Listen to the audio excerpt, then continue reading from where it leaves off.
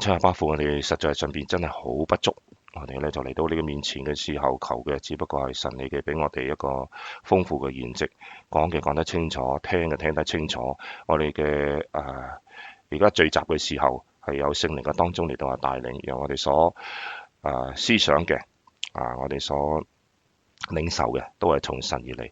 我所講嘅嘢唔係我自己嘅嘢，而係神你預備咗我要講嘅嘢。我哋藉住呢個撒母耳，我哋睇到掃羅嘅失敗同埋大衛嘅興起。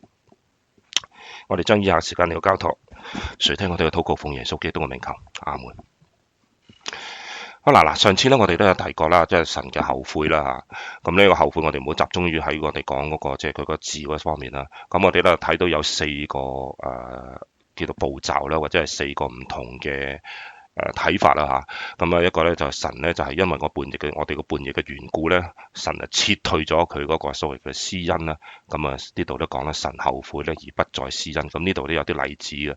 好啦，咁另外另外呢度睇咧就係第二個咧就係話有人代求嘅時候咧，神咧亦都係改變佢主意嘅。第三個咧我哋睇到咧就係神幾時會後悔啊？當咧神有咁嘅旨意嘅時候，喺觀察期內，神會擺你喺個觀察期裏邊。如果你再冇乜嘢反應嘅時候咧，神就會後悔，即係話神係會到你最後嘅時候，究竟係施恩俾你繼續嚟咗俾機會俾你還是係到你最後嘅時候咧神已經做咗一個決定啦。咁個決定就係乜嘢咧？咁睇一睇個情況係乜嘢啦。喺呢個情況之下，譬如掃羅嘅例子嘅裏邊嘅時候咧，其實佢都經過呢個咁嘅祝福嘅喎，係嘛？即係佢睇到嘅呢幾個步驟施恩俾佢啦，成為王啦，跟住咧就係有人撒母耳同佢代求啦，跟住咧就俾多次機會俾佢啦，咁到最後嘅時候咧，神亦都落咗一個叫做判決落去咧，就係不致後悔啦，咁咧就話佢決意嚟到係做審判。好啦，咁亞瑪力人都係一樣啦，上次講過440年啦，咁上緊啦，俾咗咁耐時間俾佢，佢亦都唔悔改啦。咁到你最後嘅時候咧，神要藉住掃羅嚟到係滅咗呢班所謂叫做種族滅絕晒佢哋啦。咁呢個亦都經過呢個過程嘅喎。咁我哋睇到咧就係點樣嚟到睇神嘅後悔，係咪神好殘忍呢？或者係神咧就係話佢成日都會改變嘅咧？咁你記住約咧有雙方面嘅而且神嘅約咧。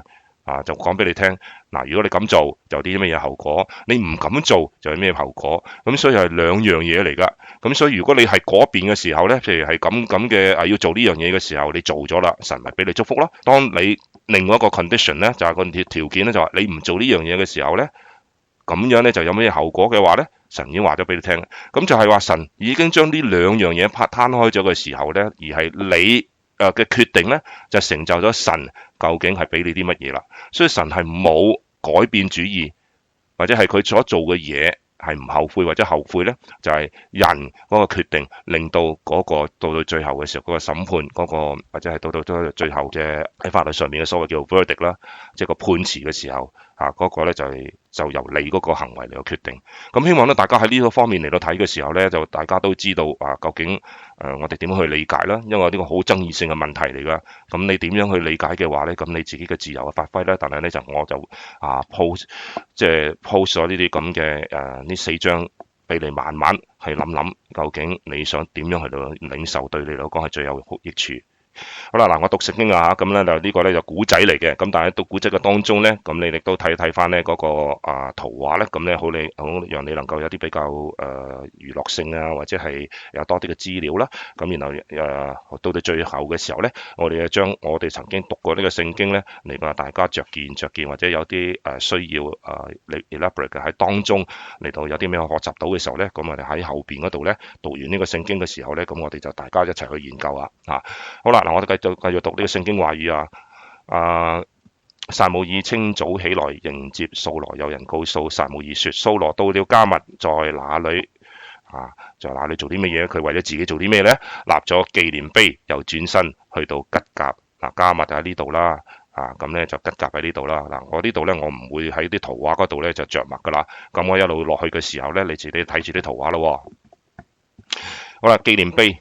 點解要立紀念碑？通常你打贏咗仗或者打勝咗仗嘅時候咧，就立紀念碑通常為自己立㗎，都唔會為人哋立㗎啦。咁最好人哋為你立嘅話咧，咁樣嘅話咧，咁就係即係神嘅悅納啦嚇。咁佢自己為佢自己立呢個紀念碑嘅時候咧，其實係所謂叫做咧就褻奪咗咧神嘅榮耀。嗱，記住我哋所做嘅乜嘢都係為咗神嘅榮耀嚟到討悅神嘅啫啊。咁亦都宣揚自己嘅名啦，以為得勝係憑住自己嘅力量。咁所以佢自己為佢自己立紀念碑。好啦，吉甲個樣係咁樣嘅嚇。咁而家你現代嘅吉甲都好大嘅一個平原啦。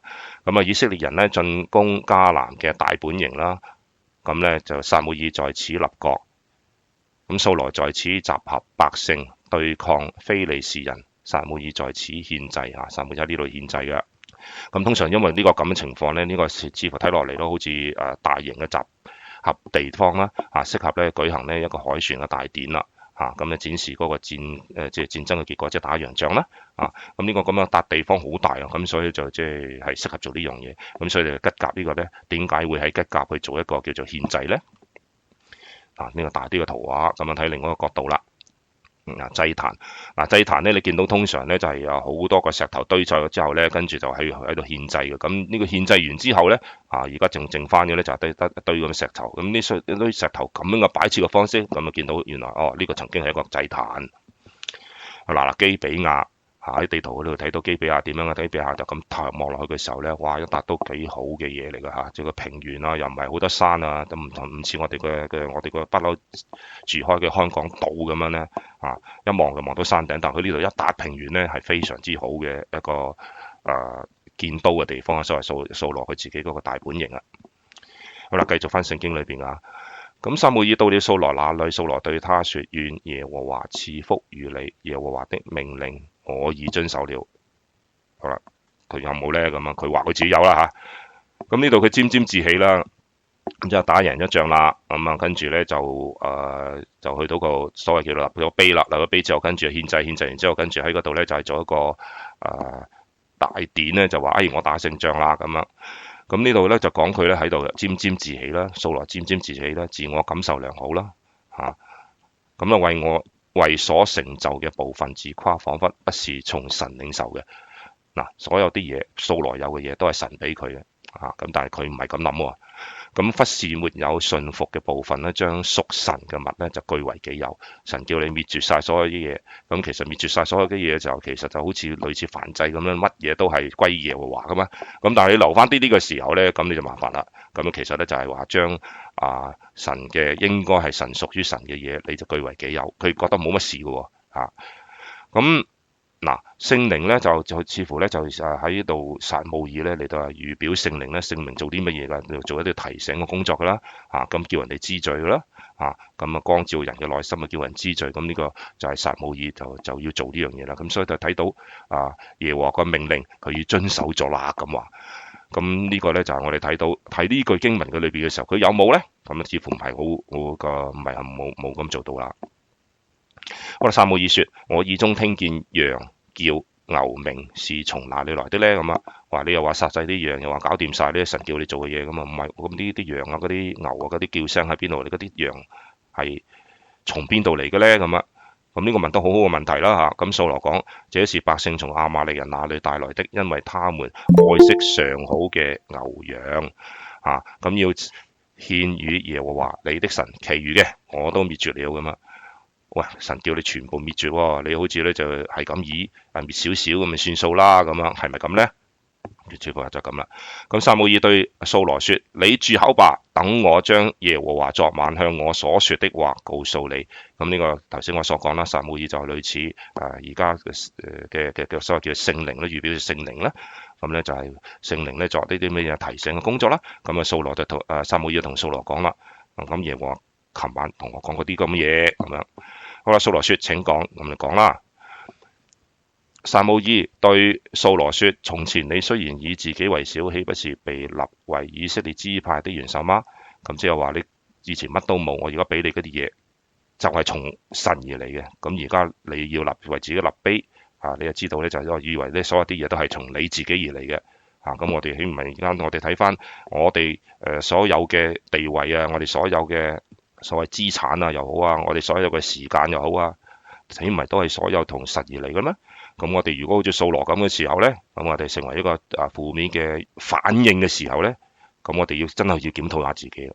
咁耶和華膏你以為膏咗你作為以色列嘅王啦，咁耶和華差遣你吩咐你說，咁耶和華講過啲乜嘢啊？你去擊打那些犯罪的亞瑪力人，將他們滅絕淨盡。咁我點解仲聽到啲牛啊啲羊嘅聲嘅呢？你為何沒有聽從耶和華的命令，急忙擄掠財物，行耶和華眼中看為惡的事呢？咁琴晚撒母耳同神裏邊聽到呢啲咁嘅話語啦。咁掃羅對撒母耳說：我實在聽從了耶和華的命令，仲喺度死雞撐飯蓋，行了耶和華所差遣我行的路，擒了亞瑪力王亞甲代，滅盡了亞瑪力人。話講晒喎，佢係咪真係滅盡呢？咁好似唔係喎。呢度喺度狡辯啦。咁我哋在做錯嘢嘅時候，我哋豈唔係咁有些少咁樣嘅反應嘅咩？好多時都咁呢個狡辯啦。咁另外一招係乜嘢啊？百姓卻在所當滅的物中取了最好的牛羊，要在吉甲獻與耶和華你的神，喺度推諉。喂，唔關我事嘅，係啲百姓嘅事。好啦，撒母耳說：耶和華喜悅燔祭和平安祭，喜悅人聽從他的話呢？聽命勝於獻祭，順從勝於公羊嘅脂油。呢個呢，我哋呢就後邊會解釋嘅。咁悖逆嘅罪同埋行邪術嘅罪相等，頑梗嘅罪啦，同埋拜虛神嘅偶像嘅罪係相同。咁點解係相同呢？咁呢個神咁講啊嘛，咁所以我哋就要解釋下點解會相同呢？咁同埋亦都係一致喎。點解啊？聖經裏面講，喂，你犯咗一件罪嘅時候呢，其實你已經犯受所有嘅罪。咁其實都係同呢個類似嘅，嚟到另外一個方法嚟到講解俾你聽啫。咁呢個悖逆嘅罪咧，同行邪術嘅罪相等，頑梗嘅罪同埋拜虛着神嘅偶像嘅罪係相同嘅。對神嚟到講，呢幾樣嘢都係一樣嘅嘢，你唔好分開佢咁多橛，你嚟到講，總言之咧就係都係罪。好啦，掃羅對撒母耳說：我有罪了，我因懼怕百姓，懼怕百姓啊！佢有冇講話懼怕神啊？你睇落去嘅時候呢，佢一直都冇講過呢樣嘢㗎，冇講過話佢懼怕神嘅。聽從他們的話就違背了耶和華的命令和你的言語。現在求你赦免我的罪。好似想悔改喎，說話赦免喎。咁但係係咪呢？咁你繼續睇落去啦。同我回去，我好敬拜耶和華。我哋而家咧要得到人心呢，還是係得到神嘅心呢？呢個加拉太書呢，同佢呢度呢，大家呢有一個對比喺度啊。我豈是討人的喜歡呢？若仍舊討人的喜歡，我就不是基督的僕人了。呢個呢講呢，啱啱同佢對立嘅呢，就係話喺加拉太書保羅話乜嘢？佢要嘅係神嘅心啊，唔係討人嘅喜悅，係討神嘅喜悅。呢個係乜嘢？懼怕百姓，咁佢哋係討咩嘅喜悅？係討人嘅喜悅。咁所以我哋呢度對比一下呢，原來呢，掃羅所犯嘅嘢，掃羅啲係啱啱同佢調轉嘅，即係或者保羅啦喺聖經嘅新約裏邊，咁我哋可以對比一下嗰個態度。箴言裏邊亦都講啦，懼怕人嘅就陷入網羅啦。掃羅結局係咁噶啦，唯有倚靠耶和華嘅必得安穩。咁呢個大衛嗰個例子啦。好啦，掃羅要求咧撒母耳一同一起來到吉甲嘅海泉大典裏邊咧，為係掃羅同埋百姓嚟到獻祭。咁係咪真係為神嚟到獻祭呢？代百姓嚟到獻祭呢？似乎起咗嗰個紀念碑嘅時候呢，咁嗰個心態就已經表露無遺啦。撒母耳對掃羅說：我不同你回去，因為你厭棄耶和華的命令，耶和華也厭棄你作以色列的王。似乎呢度呢，就已經落到一個神呢，就係要去到第四步啦。就係話咧，我已經決定咗咧，就係唔需要你做王啦。我決定咗咧，就係我唔要你就要落審判啦。撒母耳轉身要求掃羅，就扯住他外袍的衣服，衣襟就撕斷了。似乎咧呢度咧就係神離棄耶和華咧，就以呢個咁嘅物質世界裏邊咧扯爛咗撒母耳件衫咧，嚟到好似嚟到預表啦，或者代表咧就係話。一扯爛嘅話咧，一分為二，咁咧以後咧我都同你冇乜關係噶啦，咁佢同撒母耳亦都係咁嘅關係。喺屬靈嚟到講嘅時候咧，就喺神嚟到講嘅話咧，亦都係咁樣啦，咁睇到撒母耳對他說：如此今日耶和華使以色列國與你斷絕，一樣係咁樣啦，即係嗰個皇位唔會俾你繼續啦。將這國賜予比你更好的人，以色列嘅大能者必不致説謊，也不致後悔。咁佢而家去到第四步嗰個後悔啦，也不至於後悔，因為他永揮世人，決不後悔。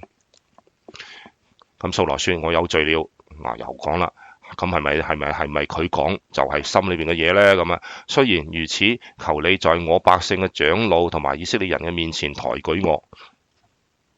嗱，呢度睇清楚佢講乜嘢啊？喺長老面前同埋以色列人都係為咗自己喺人面前嗰個面，就叫佢抬舉我，同我回去好敬拜耶和華。耶和華乜嘢啊？你的神，喂，係你嘅神唔係我嘅神啊！咁你後有罪啦，又話後悔啦，又話我要翻去敬拜耶和華啦。但係我係敬拜耶和華，敬拜耶和華你嘅神唔係我嘅神啊！咁咪又係一個迷信啦，係嘛？即係基督徒嗰種嘅迷信方式。我翻教會啦，我一樣祈禱敬拜啦，我一樣做緊同樣嘅動作啦。但係心裏邊唔係好似掃羅咁一樣啫嘛。我去敬拜係你嘅神啊，唔係我嘅神啊。嗱，掃羅敬拜神咧，佢個心態係乜嘢？唔係真係唔係真係敬拜嘅，佢只係利用宗教嘅外貌嚟到鞏固自己嘅權位。佢係利用緊神咧，唔係去敬拜神。即係好難相信咧，就係。點解你會翻去敬拜神，但係成個撒旦企喺你個面前嘅時候，你都睇唔到嘅呢？成個紅色政權喺度嘅時候，點解你睇唔到嘅呢？咁呢個呢，就你自己反省一下啦。咁然後呢，掃羅佢就係咁樣嘅各種咁嘅人嚟嘅。嗱，睇翻大衛佢做乜嘢呢？神要求係乜嘢呢？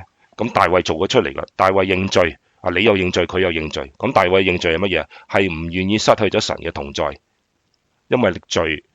人同埋神阻隔嘅中間嗰個罪，你唔清除咗中間嗰個罪嘅時候呢，你冇辦法得到神嘅所謂叫做同在咧，即係同神有一個關係。我哋所相信嘅神唔係喺個利益嘅關係，我講咗好多次噶啦，但係繼續咁都係咁樣講，唔係利益上面嘅交易，而係佢同你有一個關係。而個關係呢，就係以呢個物質世界嘅關係呢，就有父子嘅關係，同埋與耶穌基督嘅夫婦嘅關係。所以你係離開咗神嘅時候呢，你喺屬靈上邊係犯咗奸淫嘅，因為你已經立咗約啦嘛，就等於同神耶穌基督立咗個新約。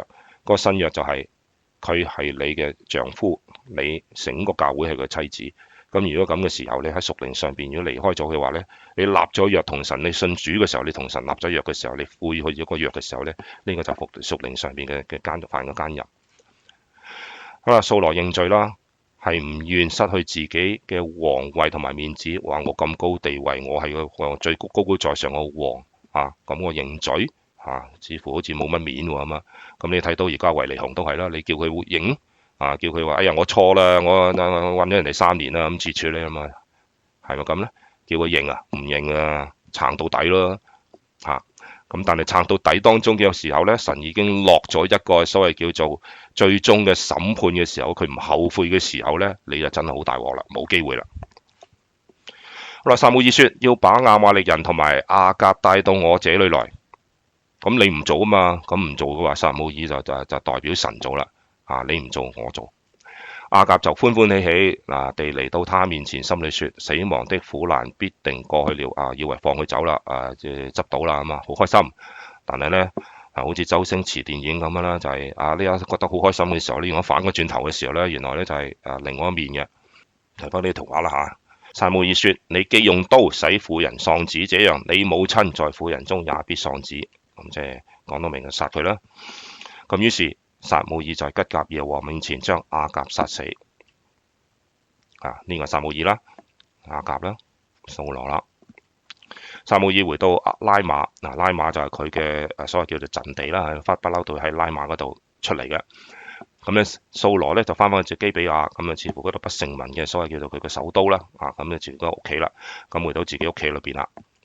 咁撒母耳直到死個日子，但直到嗰日拉爛咗個撕裂咗個衣服之後咧，咁再沒有見過掃羅。但係撒母耳啦，為咗掃羅嚟到係悲哀啦，係因為耶和華後悔。後悔呢個字咧，大家咧就睇翻種種嘅所謂叫做唔同嘅翻譯 ，grieve 啦 ，regretted 啦。repented 啦，sorry 啦，咁呢度咧呢個後悔呢個字咧有晒所有呢個所謂呢個意思喺裏邊。咁大家再斟酌一下呢個字，唔係淨係單單我哋所領會嗰個領受嗰個字面叫做後悔。好啦，係耶和華後悔又好，sorry 又好，regret 又好，grieve 又好啦，好唔開心都好啦。嗱，就係後悔立佢為以色列嘅王。好啦，嗱呢度咧聖經就讀完啦，咁我哋咧就開始睇落去啦。究竟我哋喺呢一紮嘢裏邊，我哋頭先所讀過嘅嘢嘅裏邊嘅時候，究竟我哋學到啲乜嘢咧？咁我哋要睇睇咧，就係撒母耳面對人嘅罪嘅時候，佢係咪苟且嘅咧？佢唔係㗎，佢咪馬馬虎虎㗎，唔係好似掃羅咁樣，留翻啲啦，唔好殺佢住啦，嗰個王留翻佢啦，咁可能都有啲用嘅咁啊。咁神叫你做嘅嘢。咁撒母耳咪照做咯。撒母耳喺聖經裏邊咧，不單係一個禱告嘅勇士啦。咁哈拿佢嘅禱告，佢媽媽嘅禱告咧，使到佢亦都係承受到佢嘅禱告。除咗禱告之外，禱告力量嘅來源之外，所以禱告嘅力量來源咧，使到撒母耳知道神嗰個意思，佢立佢成為先知嘅時候咧，係俾佢一個責任嘅，就係咧面對嗰啲有罪嘅人嘅時候咧，就指出佢哋嘅罪。嗰個王嚟嘅嗰個咁要嗰個王咧，你要指出佢嗰個罪嘅時候咧，又唔怕真係殺頭亦都唔怕但係佢真係唔怕喎。好啦，你睇到佢面對以利嘅時候啦，咁佢第3章嘅時候，我哋已經講過啦，佢係直情係對住個事，係唔係對住啲人，冇親戚關係，神要我咁做，我就咁樣做。咁亦都係面對以色列人嘅時候咧，同埋面對呢個非利士人嘅時候，作戰嘅時候，贏得到戰爭啦。呢個咧就係未曾立王之前咧，佢曾經打敗過非利士人啦。就係撒母耳帶啦，佢還因為以色列人想要立一位王嘅時候，面對以色列人，咁當然啦，就話俾你聽，你話要立，咁再到最後嘅時候，都俾你立以色列王，咁掃羅就成為咗第一個王。但係未曾立王之前呢，撒母耳亦都係從神裏邊話俾，即係從神裏邊知道立王有啲乜嘢壞處嘅時候呢，佢選擇地嚟到係指出。呢個係一個罪嚟嘅，立王係一個罪嚟嘅，咁要以色列人咧嚟到係悔改啦咁但係亦都係當中神亦都有佢自己意思喺度。雖然你犯咗罪，但係亦都係照你嘅意思嚟到做，嚟到立呢個王，應該叫呢個掃羅嘅王。咁但係撒母耳亦都可以選擇，我唔使講俾你聽有啲咩問題嘅啫，咁你話立我咪照立咯。咁你睇到撒母耳面對呢個以色列人立王嘅罪嘅時候。佢嘅反應係乜嘢咧？咁我哋都曾經睇過啦。喺第13章同埋15章裏邊咧，佢面對掃羅嘅時候，我哋頭先睇過啦，咁指出佢嘅罪。咁所以佢係對罪嚟講嘅時候，最終咧我所講嘅嘢咧，就係呢啲咁嘅呢個4個嘅例子裏邊咧，睇到撒母耳對罪係點樣嘅要求，同埋佢對罪冇乜妥協嘅。唔服從咧，同埋欺騙帶來嘅審判啦，呢個就掃羅睇到啦咁佢唔服從神，亦都係欺騙神頭先就詐詐地又話唔關我事又話啲又話我留翻少少啫，我獻祭嘅，我唔係留翻我自己用嘅咁樣，類似咁啦。咁呢個咧就係掃羅嘅故事嘅關鍵一章，就係呢度到你呢一章嘅時候咧，神已經決定咗咧，就係唔會有機會噶啦，已經落咗審判啦。神又俾佢第一次機會回轉，但係佢冇把握得到，失敗咗，咁樣又講大話，咁到最後咧，神係審判出現啦。咁你對掃羅咧，亦都唔喜歡認罪喎，咁意圖咧即係將所有嘅錯誤推俾人哋啦。佢關心嘅係自己。關心嘅係就人哋點樣對自己嘅睇法，多過關心咧神點樣睇佢，都會導致咧佢失去呢個皇位啦。到你呢一章嘅時候咧，佢神已經立咗主意咧，就係個王佢會失去呢個皇位。咁作為以色列嘅領袖咧，掃羅一定要服從神嘅命令啦。作為基督徒，我哋亦都係需要嘅。如果以色列嘅王咧唔服從神嘅話咧，咁個大嘅頭就唔服從嘅時候，即係上梁不正下梁歪咁唔服從神嘅時候咧，人民就唔會服從。咁你睇到而家香港政府嘅情況啦，係嘛？咁你睇到某某特首喺上邊嘅時候，你睇下而家好多嗰啲咁嘅所謂叫做7層大廈嘅7座大廈嘅嗰度就直情咧亦都神嘅意思咧，將呢個大廈呢件嘅事件咧，呢個火燒嘅事件咧。就將裏邊嘅好污糟邋遢嘅嘢咧，完全暴露晒出嚟。呢個唔使人哋講啦，個個都睇到。而且咧，越暴就越大。初咧，只不過咧就係大家都知道香港係咁啦，咁咁啊最多醜出國際少少咧。而家全部咧，譬如乜嘢大個報紙全世界都知道有呢件事情，而經過呢個事情嘅時候咧，就睇得到呢家呢個政府係點樣嚟到腐敗。咁我哋睇到咧，所以咧就係你作為一個帶領者嘅時候，教會嘅牧師或者教會嘅主學老師或者係教會嘅所謂叫做組長又好啦，如果佢哋唔係服從神嘅話咧，佢帶領錯啲羊去第二度地方嘅時候咧，呢個係有後果㗎。基督徒都係一樣啦，聽到就聽嘅時候咧，就只係入耳。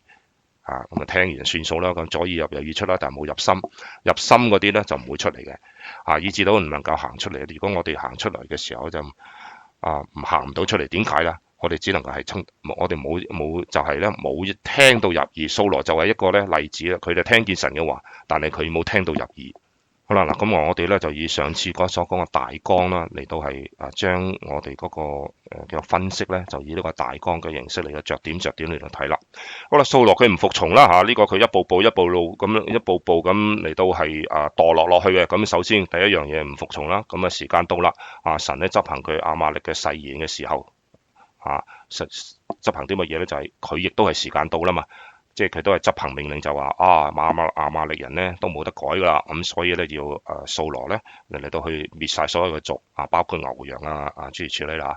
咁呢個咧就係神去執行佢嘅所謂叫做審判，最終嘅審判。我撒母耳記上嗰度講乜嘢？提一提翻咧。於是掃羅召集百姓喺提拉因啦，咁數點他們共有步兵咧20萬，同埋加埋1萬嘅喺猶太人嗰度，咁其實係21萬去出征去打啦。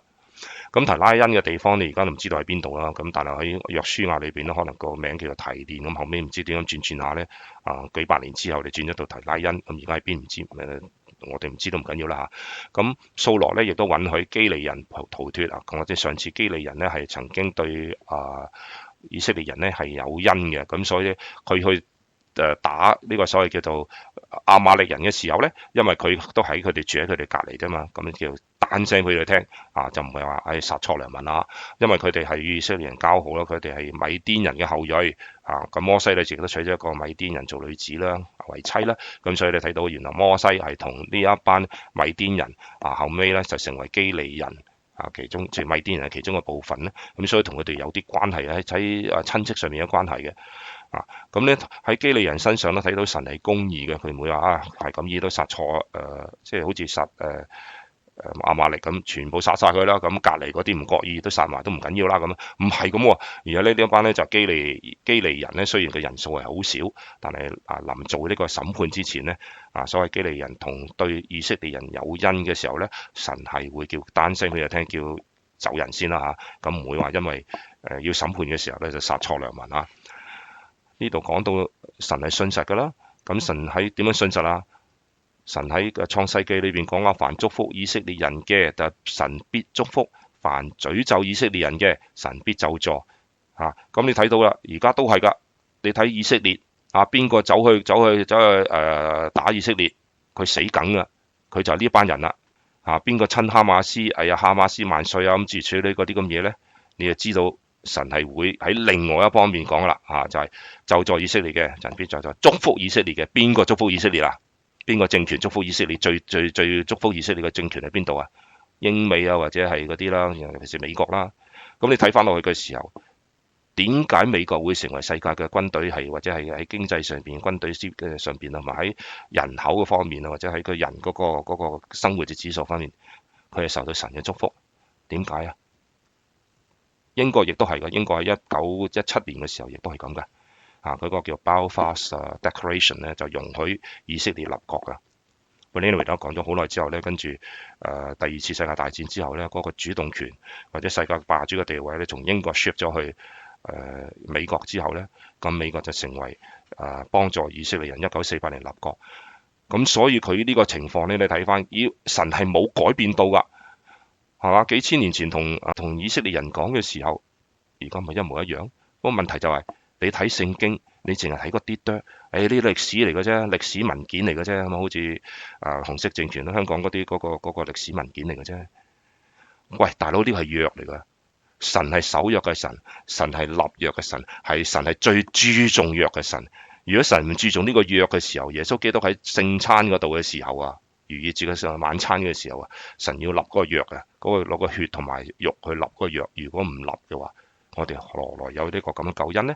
將來我哋何來會去到耶穌基督嘅面前嘅時候嗰個羔羊嘅筵席喺啟示錄裏面所講嘅，我哋係會去到嗰羔羊嘅筵席嗰度，神係繼續翻嗰個血同埋嗰個肉嗰個所謂叫做所立個約嚇。咁呢個講多咗啦，咁但係咧呢個你將佢黐埋嘅時候咧，你睇到千祈唔好當呢啲係歷史嘅嘢嚟到睇，而係歷史嘅嘢你套翻落嚟現今嗰度嘅話咧，係行得通嘅。只不過你選擇地去聽一啲或者睇一啲嘅時候咧，咁你就好大嘅損失，同埋你成個撒旦企喺你面前嘅時候，你都唔會認識歐洲點解會搞成咁樣啊？咁鬼死多移民入嚟嘅時候，將來就係佢哋成為佢哋嗰個滅亡嘅，所謂叫做越嚟越國勢越嚟越弱嘅原因就係乜嘢？點解神要喺美國嗰度立一個所謂叫做五月花嗰個新教喺嗰度呢？咁你反而而家呢，就即係神係話，嗰度歐洲污糟邋遢，咁我哋將啲人呢分別為聖嗰班人呢，就搬去美國嚟到係由頭嚟到開始一個新嘅所謂基督教基地，類似咁啦。入到去迦南嗰度調翻轉頭嚟講嘅時候呢，神要清理晒，要滅絕晒所有啲巨人啊，或者嗰啲迦南地嘅人啊嗰度喺嗰度嘅時候呢，其實我哋諗緊神係要清理結果佢哋清唔晒嘅時候呢，就變咗後嚟嘅所謂叫做以色列嘅歷史呢，就拜咗嗰邊迦南地嘅偶像，就成為以色列喺王國嘅歷史裏邊嗰個歷史裏邊，你睇到佢哋拜偶像一路咁樣敗壞到一個地步呢，去到最後嘅時候呢，係70年嘅俾巴比倫被擄。好啦，呢度嘅背景你慢慢諗落去啦嚇。好啦，我哋唔可以唔佩服咧，掃羅小心嘅保護嚟到基利人，呢個佢係做得到啊！呢個佢其中嘅反叛嘅裏邊，其中做咗呢樣嘢係保護基利人，佢亦都曾經係為基利人嚟到打過救過佢哋嘅，但係佢冇，反而咧係唔小心去服從神嘅命令，咁佢小心去保護基利人啦，呢個係好嘅，但係最重要嗰個focal point 佢冇做到。咁掃羅留下最好嘅牛羊啦，咁呢個呢，就係佢其中一個表現，佢自己唔服從啦。這場戰爭嘅規模好大啦，咁打到好大噶，咁由呢度叫做哈菲拉咧，直至到舒爾，咁差唔多喺北邊啦，打到落去南邊咧，差唔多近埃及嘅地方，就差唔多而家嘅所謂叫哈馬斯嘅地方。呢個呢，就係一場激烈嘅大戰啦，咁掃羅呢，大獲全勝呢，幾乎遍及所有亞瑪力人嘅土地，但係呢，亞瑪力人並沒有完全被毀滅，因為掃羅嘅緣故啦。佢摧毀咗所有無價值嘅東西嗰啲冇價值嗰啲嘢，咁我哋就燒咗佢，毀滅咗佢，咁當獻俾耶和華啦。咁但係佢允許亞甲王活着，咁呢個就最大嘅失敗點啦。咁雖然呢，撒母耳亦都係做翻少少嘅所謂叫後補工作，但係到你最後嘅時候呢，仍然亞甲王嘅後代係冇滅絕到，咁樣戰別咗，結果就有以後嘅所謂以斯帖嘅所謂嘅幾乎有滅絕啦。亦嗰個人叫哈曼啦，近而家個哈馬斯差唔多咁嘅名嘅咧，都係同個字根嘅啦，或者都係同一個邪惡嘅來源。咁佢亦都允許以色列士兵留係最好嘅牛羊啦。咁神叫佢滅晒噶嘛，留下最好嘅咁呢個佢係掃羅所做嘅啫。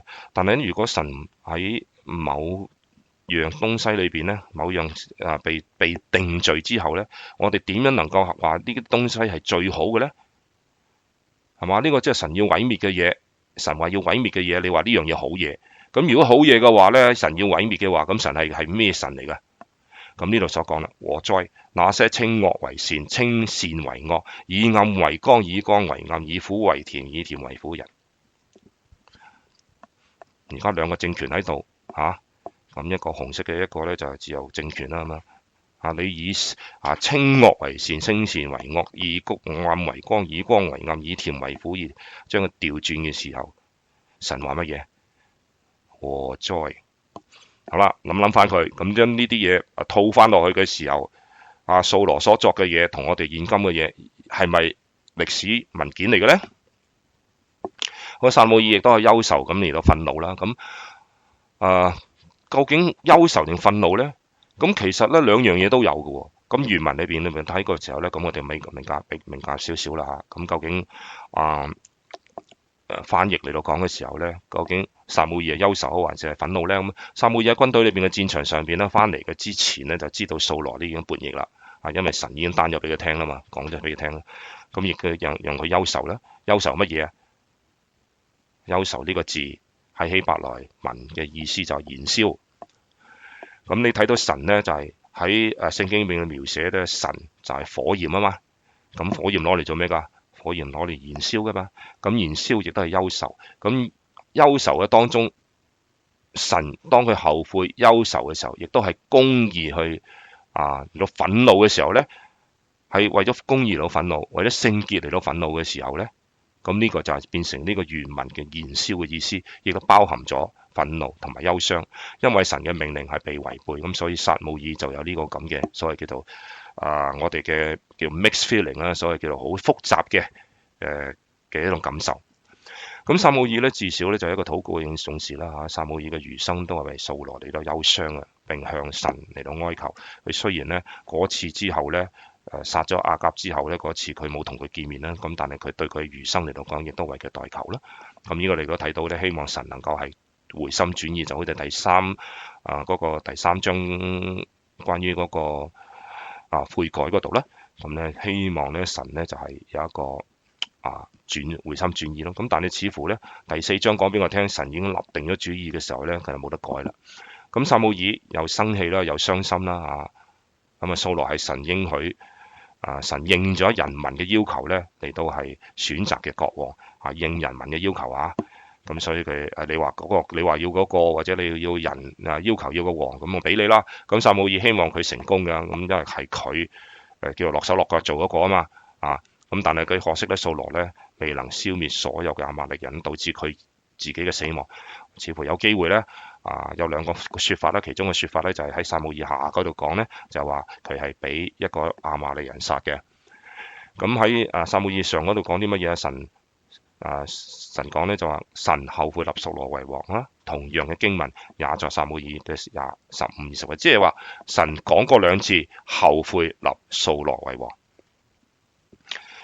好啦，咁點解會咁做呢？咁掃羅嘅大話啦咁佢都講乜嘢有人告訴撒母耳說，掃羅到了迦密，在那裡立呢個叫做紀念碑啦。我頭先講過啦。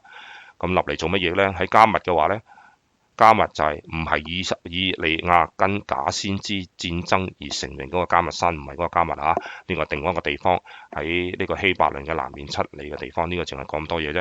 咁但係咧掃羅嘅謊言咁就變咗成為佢我哋個大綱嘅裏邊咧，我哋要討論嘅其中一個因素喺度啦佢個謊言係乜嘢掃羅嘅自大令到佢要講呢個咁嘅謊言啦。掃羅立碑顯然咧係因為勝利將榮耀歸俾自己，咁記住咧榮耀係要歸於神嘅你所有嘅嘢你要記住係除咗你感恩可以做到感恩之外，你乜嘢都唔可以做。咁將來咧押沙龍啦大衛嘅其中一個仔啦，亦都曾經為咗自己嘅利益立碑，呢個講到撒母耳下噶啦咁呢個咧就係亦都係呢個行為咧係驕傲驕傲令到佢哋都變成自己自大愚蠢嘅個人崇拜咁你睇到維尼熊啦係嘛，佢都係嗰啲咁嘅咩萬歲嗰啲咁嘅咩寶仔咁仲係唔知咩係乜紅皮書嗰啲咁嘢咁其實佢目的係乜嘢？佢自己想做神啫嘛，佢話冇神咁冇神咁嘅嘢，但係冇神當中佢自己就將自己變成神。咁但係呢個驕傲咧，到最高個位嘅時候佢哋就會做呢啲咁嘅所謂叫做個人崇拜啦咁將榮耀俾自己咧，呢個係唔係俾神啦？呢個係掃羅咧喺屬靈上面嘅軟弱嘅另一個證據咁我哋會唔會係咁樣咧？咁樣記住我哋軟弱軟下嘅時候咧，就變成一個翻唔到轉頭吉甲咧就係撒母耳第一次宣告掃羅審判嘅地方呢個記住呢個係佢喺象徵意義上邊嚟講嗰個地方就係佢失敗，而係到最尾神要落到審判嘅地方。撒母耳咧亦都係知道呢個真相之後咧但係掃羅咧都仍然喺度講大話咁呢個掃羅好有自信喎，講大話都講到好有自信咁好似一啲紅色政權咁啦我今次同你講嘅我次次都係有講大話，今次我講係真話嚟㗎啦，咁即係話你次次講都有大話啦，咁你唔使你講嗰句説話，咁佢講啲嘢就覺得咧講大話都好似令到自己都說服到自己咧，就話我冇講大話。就算係撒母耳知道真相，佢仍然都覺得佢自己冇講大話。掃羅講咧就耶和華嘅命令我已經遵守了咁已經佢頭先咁講啦，講大話講到離晒大譜啦。他相信擒了亞瑪力王亞甲啦，滅盡咗亞瑪力人，就算係遵守咗耶和華命令，我遵守咗一半嘅話，或者遵守咗少少嘅話，都唔算係遵守喎。咁但係遵守神嘅命令咧，唔係揀選嚟到遵守㗎所以呢個要小心啲。我哋有陣時神叫你明明叫你做呢樣嘢奉獻100蚊嘅時候，打咗個斧頭啦，就奉獻90蚊啦，自己袋攞袋10蚊落去啦，咁呢個其中一個例子啦。好啦，喺撒母耳上嗰度，佢哋講呢個例子講啲乜嘢？撒母耳講：我耳中聽見嘅羊叫牛鳴係從哪裏來嘅？即係直情係窒佢啦。你話你已經做晒所有嘢，但係咁嗰啲牛同埋羊嗰啲叫聲喺邊度嚟㗎？掃羅咧自以為是呢個係性格上面嘅其中一個缺陷啦掃羅將個責任推俾人哋咁呢個自以為是，我冇錯嘅錯都係人哋嘅啫。咁佢哋不惜掠奪戰利品，但係佢哋嘅作為，但係佢自己作為一個佢哋嘅總司令嘅時候啦，好肯定咧係可以制止佢哋。咁即係話有冇理由，有冇可能咧就話我下邊啲人犯罪即係好似香港啲特首咁唔關我事嘅，我冇罪，下邊嗰啲人做錯嘅啫嘛，得唔得啊？我係都唔需要，我唔需要落台我唔需要落台，因為唔關我事。咁而家呢個所謂叫問責問唔到落嚟，咁但係神唔會㗎。神係會問責嘅時候係會有審判日子嚟嘅時候，幾時會嚟啊？當你個罪好似啲水擺喺個杯上邊倒到滿嘅時候咧，滿瀉嘅時候，嗰個就係審判時期。咁所以你睇到而家，我係唔落台，諸如此類啦我冇錯到時到後嘅時候咧，究竟你邊度都唔使去啦即係而家將佢 map 入去咧，我哋現實嘅生活裏邊嘅時候，點解佢哋唔落台啊？或者點解掃羅唔肯落台啊？點解佢會係作為一個總司令，佢唔去制止嗰啲咁嘅不法嘅事情啊？點解下邊明明啲消防條例唔掂，明明啲乜嘢都唔掂嘅時候，點解你作為特首嘅時候，你唔去制止佢呢？作為嗰個部門嘅首長，你唔制止呢？唔關我事嘅。呢度睇翻落嚟嘅時候，你用呢個想像嘅時候睇啲乜嘢？佢哋要嘅係要錢啊嘛！我要呢個地位，我要呢個錢咁佢哋講咩？他們愛惜上好嘅牛羊，要獻與耶和華你的神。其餘嘅我哋都滅盡了我都繼續為社會服務嘅我唔想落台，我繼續為社會服務。咁呢啲呢，就係其中而家嘅術語唔同咗呢。咁但係個心態一模一樣啦。咁就掃羅而言啦，總係別人嘅錯，係邊個錯？係佢錯，唔關我事好啦，但係喺加拉太書度講啲乜嘢啊？聖經裏邊嘅一致嘅平衡呢度講呢，就係因為各人必擔當自己嘅擔子。似乎咧神好似未出手喎，嗰啲人都仲坐喺個位置嗰度都好地地冇事都唔需要問責因為各人必擔當自己的擔子，將來會㗎。掃羅亦都自欺啦，咁他甚至咧就係試圖咧欺騙神，神你都想你晒全世界人都得，埋自己都得你仲想試圖嚟到欺騙神你當神係乜嘢？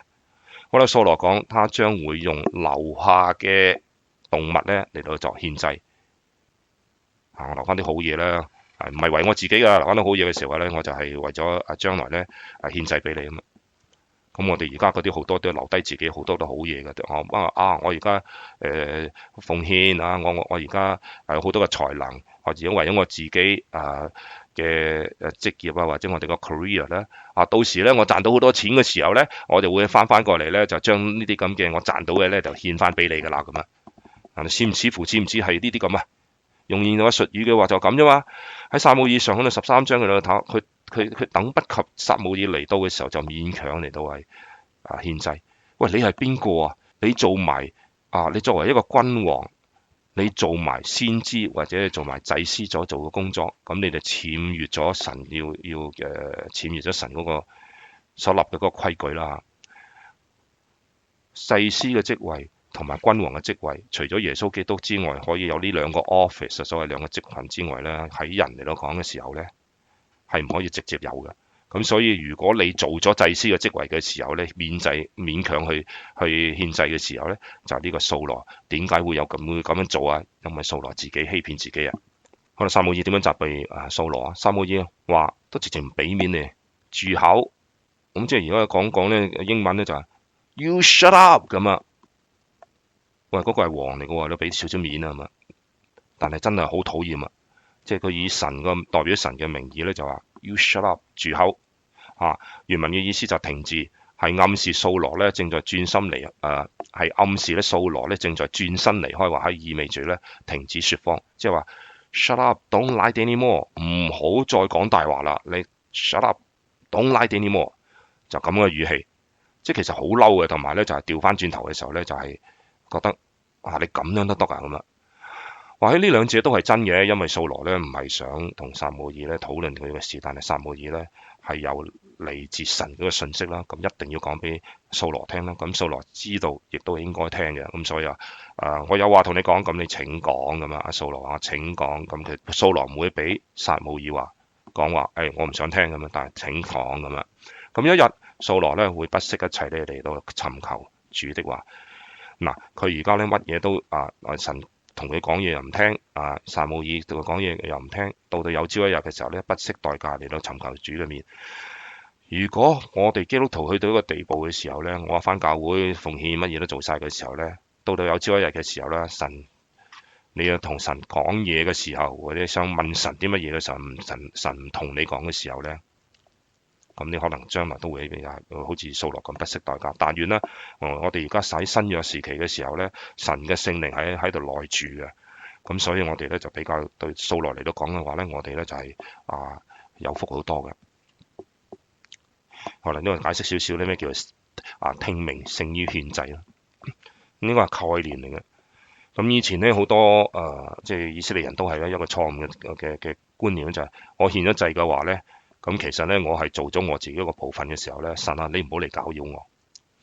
我到天主教嘅時代亦都係差唔多啦嚇。我買咗贖罪券，或者我要做咗啲乜嘢就 fulfill 咗而家基督徒嘅 fulfill 咗，所謂叫做11個奉獻我同你搞掂咗啦。你唔好再嚟問我攞多啦，咁樣叫做獻祭喎，嗰啲叫做即係佢嘅態度係咁樣。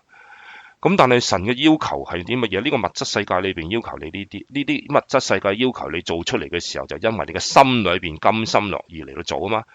咁神要嘅係乜嘢啊？要你甘心樂意嗰個喺心裏邊嗰個想法付諸呢個行動嚟到作為一個獻祭啊嘛。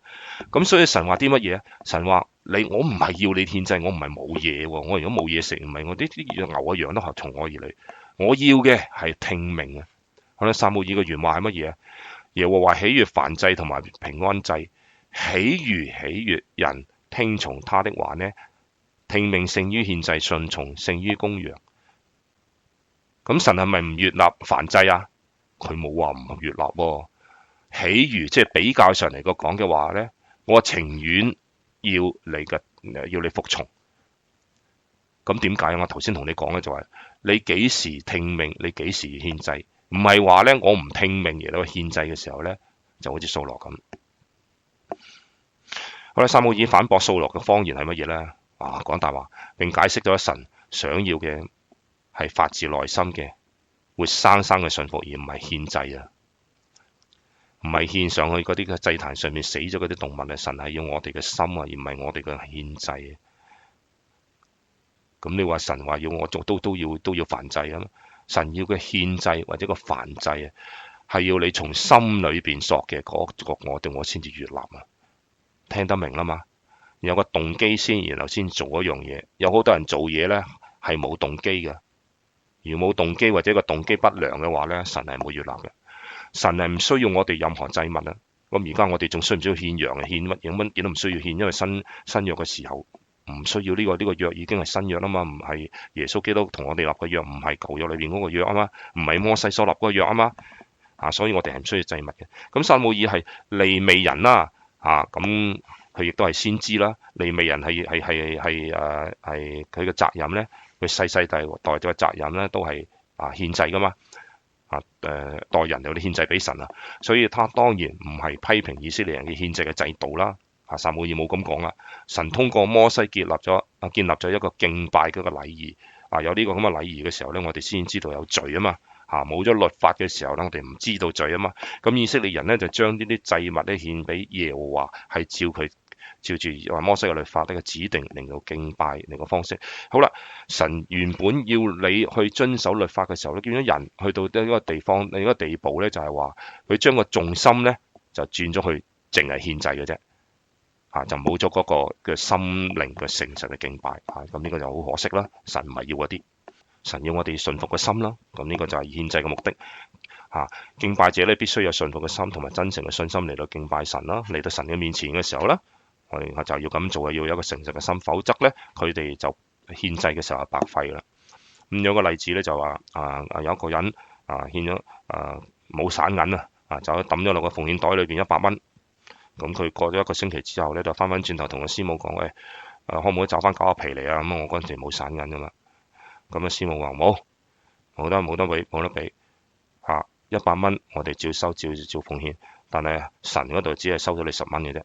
咁所以咧就話咧，如果你冇一個咁嘅真誠嘅心嘅時候，你只不過願意10蚊嘅時候，神咪接受你10蚊啦。嗰90蚊咁變咗你又照獻啦，但係白費心機，神係收咗10蚊嘅啫。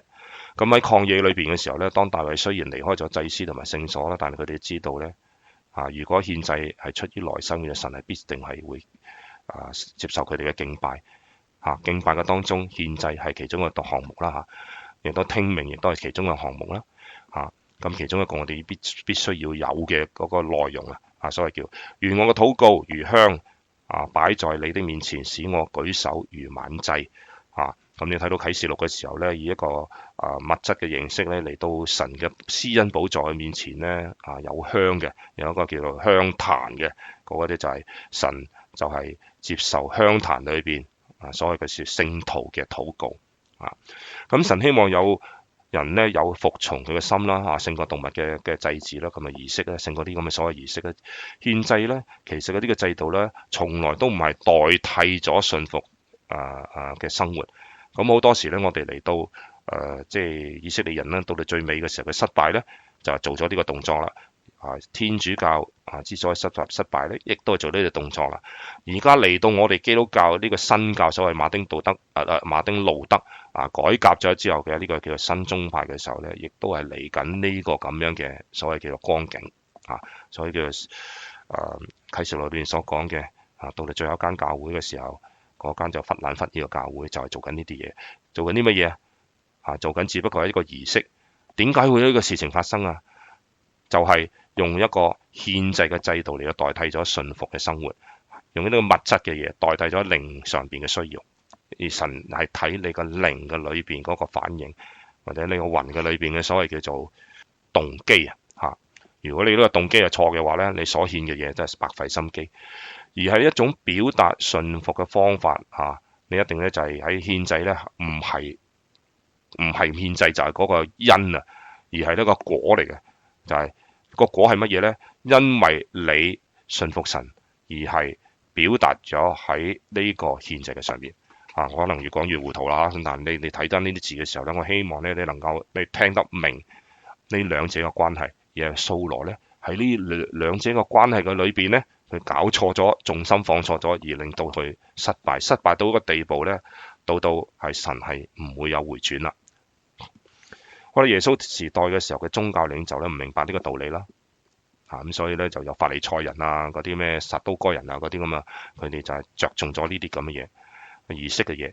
今日嘅基督徒嘅內心嘅敬拜咧，通過禮拜嘅儀式咧咁呢度哥羅西書裏邊咧，神嘅要求係乜嘢咧？保羅話俾我哋聽係必須用心靈同埋誠實嚟到係敬拜啦，亦都係俾恩感歌頌神。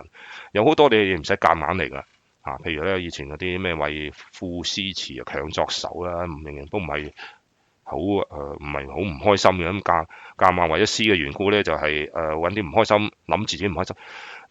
其實係乜嘢咧？當你個心裏邊咧有一個感恩嘅心，或者係一個即係同神有親密關係嘅時候咧。你試過有冇試過咧？坐下，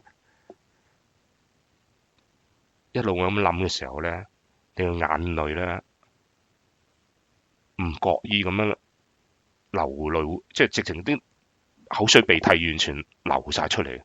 有冇試過？同埋你有時靜你落嚟嘅時候咧，你失驚無神，唔知點解自己唔覺意唱起歌上嚟嘅喎。有冇啊？有嘅話，恭喜晒你！呢個係聖靈嘅感動啦。咁當然啦，唔係成日都係咁啦，唔係好似掃羅咁樣嗰個時候佢就好似先知上身咁樣，就佢又喺度 prophesy 所謂叫做講預言，唔係嗰類啊。嗰個係舊約裏邊，陣間你都會睇到有掃羅都會做多次咧，就係先知嘅嗰個講預言。咁我個目的講俾你聽嘅話咧，你知道你自己係咪有聖靈嘅感動咧？你知道你自己敬拜個目的唔係舉手啊，唔係嗰個儀式啊，唔係去坐喺度啊，唔係去聽道啊。神要求你心靈同埋誠實啊。sorry 啊，我又講得太詳細，因為我真係覺得呢度好重要。好啦，叛逆同埋頑梗等於行邪術同埋拜偶像，咁點解咧？咁叛逆嘅罪啦，與行邪術嘅罪相等。原文係咁講啊，頑梗嘅罪咧，與拜虛神同埋拜偶像嘅罪相同。你既厭棄耶和華嘅命令嘅時候，耶和華也厭棄你作王。咁撒母耳講嗰啲咩啊？叛逆同埋頑梗啦，頑梗其實咧就係呢個傲慢嘅。頭先我哋睇過4點啦，掃羅嘅所謂叫做佢個弱點咧。咁呢個咁嘅罪咧，控制咗掃羅嘅心。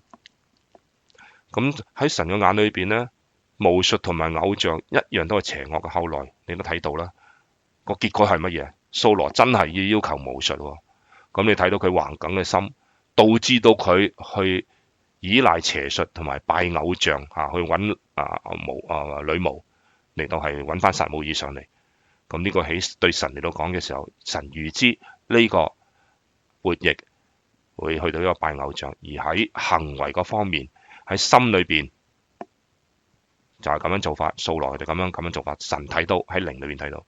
而喺行為嗰度，掃羅真係到最後，掃羅揾唔到撒母耳啦，神亦唔應佢嘅時候，佢就走去揾女巫。咁當時嚟到講嘅時候咧，掃羅自己亦都立咗法㗎啦，就話逢係求呢啲咁嘅女巫啊，嗰啲咁嘅術士啊，或者巫術嗰啲咧，一定要處死嘅。咁但係佢自己就走去做呢樣嘢。好啦，這兩種罪咧都係出自拒絕神嘅話語啦。咁你係咪返教會，你就係等於你係你冇拒絕神嘅話語咧咁啊？選擇性去讀聖經，我中意接受啲乜嘢就接受乜嘢。嗰啲滅絕嗰啲種族滅絕嗰啲咧，我唔接受神嗰種做法。咁呢個你自己決定啦。咁但係如果你真係咁樣拒絕嘅時候咧，知道神嘅旨意而故意去違背嘅時候咧，就係俾自己凌駕於神之上。如果你話唔係種族滅絕，你話神做錯咗種族滅絕嘅時候，舉個例子咁講下，咁你咪係神咯，即係你仲叻過神。你話係咁樣，佢話神咁樣做唔啱嘅時候，你仲叻過神。咁如果你咁樣凌駕於神嘅時候，咁你自己咪成為神咯咁啊。咁好多你睇到紅色政權嗰度都一樣啦，係咪？佢話冇啊嘛，凌駕於神，咁佢話乜就乜啦咁但係佢係咪真係係咪拜佢？佢係咪真係唔信咧？佢唔係唔信啊！如果唔信嘅話，點會有紅安區啊，或者有嗰啲咁嘅所謂地方佢其他嗰啲所謂叫做龍脈嗰啲咁嘅嘢咧？咁可能呢個香港嘅大火啦7層大廈點解8層唔燒夠8層係燒7層咧？目的就係即係好似獻祭咁啫嘛咁如果係獻祭嘅時候，咁如果係好高層嚟到係做獻祭嘅時候，其實喺度拜緊偶像咁呢個就係拜偶像崇拜嗰種嘅形式咁掃羅俾神嚟到拒絕啦，到你最後嘅時候冇得掹啦咁撒母耳對他說。對掃羅說啦，如此今日耶和華使以色列國與你斷絕，將這國賜予比你更多的人。講完呢句說話之後冇彎轉啊。咁掃羅王呢，從我哋實在聽從了耶和華嘅命令你啦，有陣時我哋都會嘅。我都神你叫我做呢樣嘢，我做咗啦，咁做少少咁咪做咗啦。咁如果做咗之後呢，轉呢個咁嘅所謂叫做一句說話，在實在聽從了耶和華嘅命令嘅時候呢，轉咗。我有罪了，咁即係話，你話我錯，咁我咪話我錯啦，我有罪啦，咁我認啦，咁但係呢個唔係真真正正認罪悔改呢嘢，因為咧真正認罪嘅悔改咧係冇其他嘅叫做 string attached，所謂叫做冇其他要求。但係掃羅要求乜嘢啊？你認罪咪認罪咯，收聲啦。咁但係咧，掃羅咧要求啲乜嘢？補充下邊一句嗰句話乜嘢？雖然如此，我認罪啦，求你在我百姓同埋長老以色列人嘅面前抬舉我。哦，好，我認。不過咧，仲有一樣嘢，你認咗我呢句呢樣嘢先啦，抬舉我之後我就認罪啦。咁啊，類似咁嘅款啦嚇。咁掃羅咧唔係關心認罪嘅。掃羅更加關心嘅係自己喺人民嘅面前嘅聲譽，而唔係佢喺神面前嗰種品格。咁我哋喺呢度某某牧師主任牧師某某老師咁樣過行入嚟都叫你老師，咁就乜嘢？呢個人俾你嘅聲譽，而唔係咧神俾你喺神面前你個品格係乜嘢？我都可能主任牧師或者有啲喺教會裏邊有地位嘅人呢，可能係好喜歡呢樣嘢嘅，但係千祈唔好啊！呢個就係真正咧認罪悔改嘅時候咧，你係喺呢個認罪悔改嗰個層面嘅裏邊嘅時候咧，你點樣反應嘅時候咧，就成為神睇你究竟係咪真正悔改啊？咁掃羅承認自己所以放過亞甲嘅同埋畜生嘅原因咧，係因為佢懼怕百姓，或者佢哋揾個藉口而唔係咧懼怕神同埋佢嘅誡命，表明佢認為受人歡迎咧比取悅神更重要。我呢個攞呢兩樣嘢嚟到比較嘅時候呢，講到咁沉氣，其實就係話你究竟做嘢個目的，你侍奉個目的，你喺教會職位個目的，你行善事嘅目的，究竟係取悅神啦，還是取悅人？如果你將你嘅同樣一個動作，而係你嘅心裏邊所諗嘅嘢呢，嗰個 focal point 所謂嗰個重心放錯咗位嘅時候呢，就有兩個非常之不同嘅極端後果。好啦，再嚟多一次個 verdict。撒母耳咧拒絕掃羅一齊去翻去敬拜神啦，咁我都唔睬你啦，咁樣拉住我都唔睬你。佢知道神唔會接受掃羅咧嘅敬拜，因為神已經拒絕掃羅。當撒母耳轉身離去嘅時候咧，掃羅抓住佢衣襟啦，並撕裂咗佢衣服啦。頭先我睇到啦，嗰個袍子啦。咁個 torn 嘅呢個字咧，其實咧就係喺物質世界咧就係整爛件衫，但喺屬靈上邊咧就同你永遠地拒絕關係。咁掃羅因為叛逆嘅緣故咧，就係撒母耳再一次宣告佢失去皇位。呢個我唔讀啦。他將不再係以色列嘅王，因為撒母耳咧係再高年輕嘅大衛為王。咁呢個下一任嘅王咧就係大衛啦。咁點解大衛係神所喜悅嘅咧？咁我哋睇以後嘅時候咧，你就睇到啦嚇。我哋再重複翻呢一句啦，以色列嘅大能者咧，必不致説謊，也不致後悔，因為他永非世人，決不後悔。其實就做到決不後悔呢個地步，呢個係差唔多咧好似棺材最後一口釘揼晒落去就冇得翻身。喺宣佈神對掃羅審判嘅時候，撒母耳稱神為以色列嘅大能者，這也翻譯咧成為以色列嘅榮耀。咁有時翻譯嘅時候咧，就有些少嘅分別啦。大能者咁就形容佢係好似一個人咁形容啦，但係以色列嘅榮耀咁就係似乎咧就係翻譯嘅應該咧就話神係藉住以色列嚟到呢個族嚟到係榮耀佢自己個名。神決不後悔啦呢個咧就講到啦，講嚟講去都係呢樣嘢啦。咁但係新約同埋舊約裏邊點樣比啦咁無論新約同埋舊約裏邊咧，神始終係不變嘅唔係舊約裏邊佢咁樣，新約裏邊啦，完全啲約完全唔同嘅，佢始終冇變到，神嘅屬性冇變，神同我哋所立嘅舊約同埋新約係冇變但係只不過呢個內容有些少唔同因為咧新約咧嚟到外邦人嘅時候咧，係耶穌基督咧就嚟到立嘅舊約裏邊嘅時候咧，就係藉住摩西嗰個律法咁但係藉住耶穌基督咧，到你最後嘅時候咧，都係舊約同埋新約，耶穌基督亦都係成全嘅神始終係冇變嘅，唔係話淨係我淨係 fulfill 呢個新約唔 fulfill 舊約啦，因為舊約舊咗啦咁舊約同埋新約咧，其實都係兩個約，唔係一個舊嘅一個新嘅約嚟到係 replace 呢個舊約，而係兩個約係平衡地有效嘅。咁神後悔係用我哋能夠明白嘅言語嚟到話俾我哋聽，究竟乜嘢叫做神嘅後悔。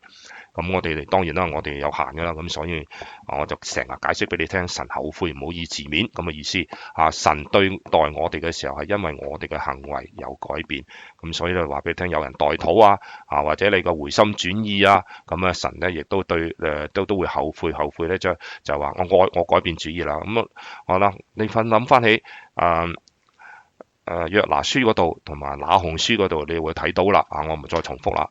咁呢個亦都係可以睇得好清楚咧，係因為尼尼微城嘅人嘅改變，而令到神對呢個尼尼微人嘅呢個城嘅裏邊嘅審判有改變改變一個地步咧，就係都會有審判，不過150年之後仍然都係會審判。咁如果有一位神咧去行善嘅嘢對付咁樣嚟到對待你啦。行善係咁樣對待你，而你行惡嘅時候一樣同樣咁對待你，咁呢啲咪叫做大愛包容咯咁你千祈唔好相信呢啲咁嘅所謂佢啦，或者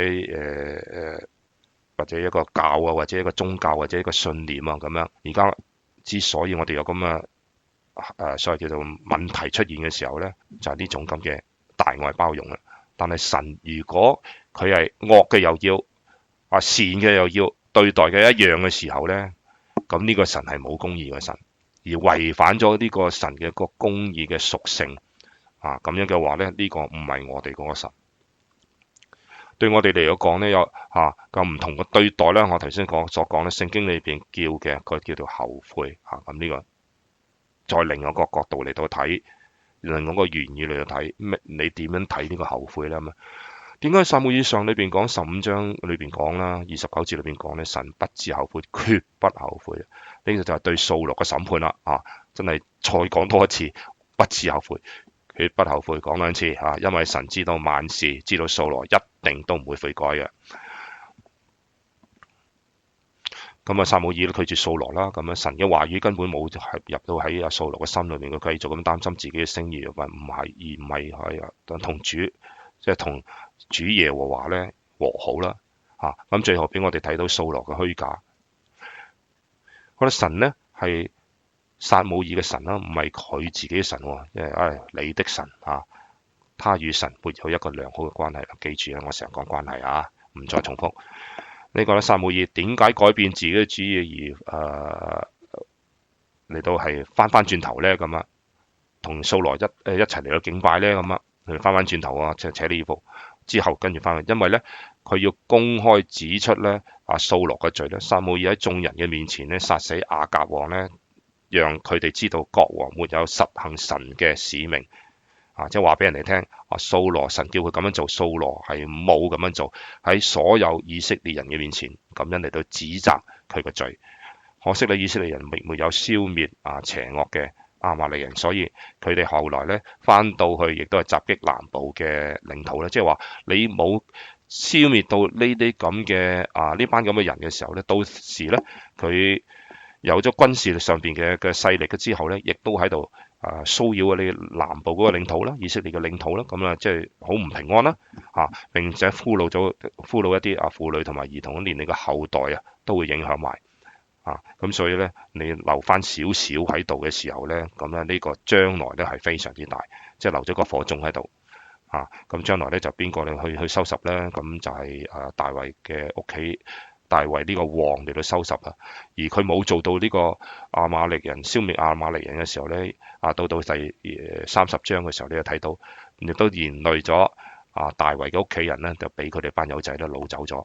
咁當然啦，大結局嘅團圓結局咧就係大衛咧亦都係即係救翻佢哋翻嚟啦。咁但係如果搞掂啲手尾嘅時候，根本就冇以下嘅一個大衛傳裏邊，或者大衛嘅撒母耳下，或者撒母耳上嗰個所謂叫做大衛家人被擄後邊嗰啲咁嘅情節咧，嗰個歷史會完全唔一樣。好啦，到最後嘅時候咧，因為呢一次之後咧，跟住咧撒母耳再冇見過掃羅啦。咁撒母耳睇翻當自己個竇啦，所謂叫做拉馬嘅屋企嘅時候咧，掃羅亦都翻返去自己嗰個基地嘅時候咧。就係叫做基比亞嘅家啦。咁撒母耳嘅餘生咧，再冇去探過神探過被神拒絕嘅掃羅。相信呢個係掃羅最大嘅審判，就係神唔聽佢講嘢啦。咁掃羅咧需要撒母耳嚟到提醒佢，但係指正佢，但係佢咧唔聽話使到咧使到佢嘅知道咧神嘅旨意嚇，因為佢要聽話，佢先知道神嘅旨意噶嘛。但係撒母耳將會再幫佢啦。係啦，呢度講到撒母耳直到死嗰日咧，都冇見過掃羅。咁撒母耳冇去拜訪掃羅啦，但係掃羅至少有一次去揾撒母耳嘅，就係咁。但係就係到撒母耳死咗之後咧，頭先我所講嘅嗰個佢要揾個女巫嘛，行巫術啦，嚟到係揾翻阿掃羅喺陰間嗰度上翻嚟揾佢。咁嗰次咧就係佢要揾翻掃羅嘅靈魂翻嚟咧，同佢相見。嗰次就係自從呢一次肉身上面分開之後咧，第二次嘅見面嘅時候咧，就係佢藉住女巫嚟到係揾到撒母耳上嚟同佢傾偈啦。就係去到28章嗰度，我哋會繼續咁講噶。好啦，我哋睇翻呢度少少啦。我哋或許為咗撒母耳抱不平啦，因為乜嘢佢做到咁多嘢，咁但係咧就整咗個咁嘅人嚟到繼承佢嘅職位嚇。佢因為以色列人同埋掃羅咧遭受好大嘅痛苦啊。撒母耳被一個各方面都不如他的人取代對自己個領袖嘅地位。我哋從撒母耳嗰方面睇睇撒母耳嘅感受係乜嘢所以就呢一段嘢出嚟。咁佢竭盡全力嚟去勸告掃羅啦，但係佢堅持走自己嘅路。每次神交任務俾掃羅嘅時候，佢唔係第一次，呢次係第二次啦。佢亦都係好驕傲自我有驕傲啦，自我嚟到失敗嘅。當撒母耳面對掃羅嘅時候咧，佢就講大話，並將責任推俾別人啦。當以色列人取得勝利嘅時候，佢就將勝利歸於自己。對撒母耳嚟到講咧，呢一段係艱辛嘅困難嘅日子啦。但係神咧仍然都係掌權啦。所以撒母耳點樣唔開心或者佢點樣傷心都好啦。記住一樣嘢，我哋都會陷入一個撒母耳個境地嘅時候咧，我哋要記住一樣嘢，神仍然掌權。而家呢度搞到烏煙瘴刀嘅世界局勢嘅時候，呢個打呢個，嗰個就老咗邊個咁處理嗰啲立亂好似咧就係好似大事喺門口啦，災難喺門口嘅時候，咁的確災難就喺門口啦。但係咧，我哋記住神仍然係掌權，仍然喺寶座上邊，仍然咧係栽培喺啲翻過嚟呢度嘅時候咧，仍然都係栽培有人神有個計劃咧，就係走咗掃羅之後，仍然神係已經安排咗大衛咧成為以色列王。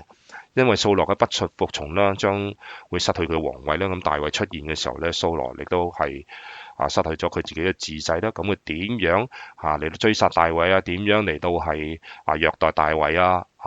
咁後邊咧，我哋就睇到，因為掃羅呢個人嘅緣故咧，神都亦藉住掃羅嚟到係訓練大衛，準備佢成為將來即係下一個接替掃羅嘅以色列王。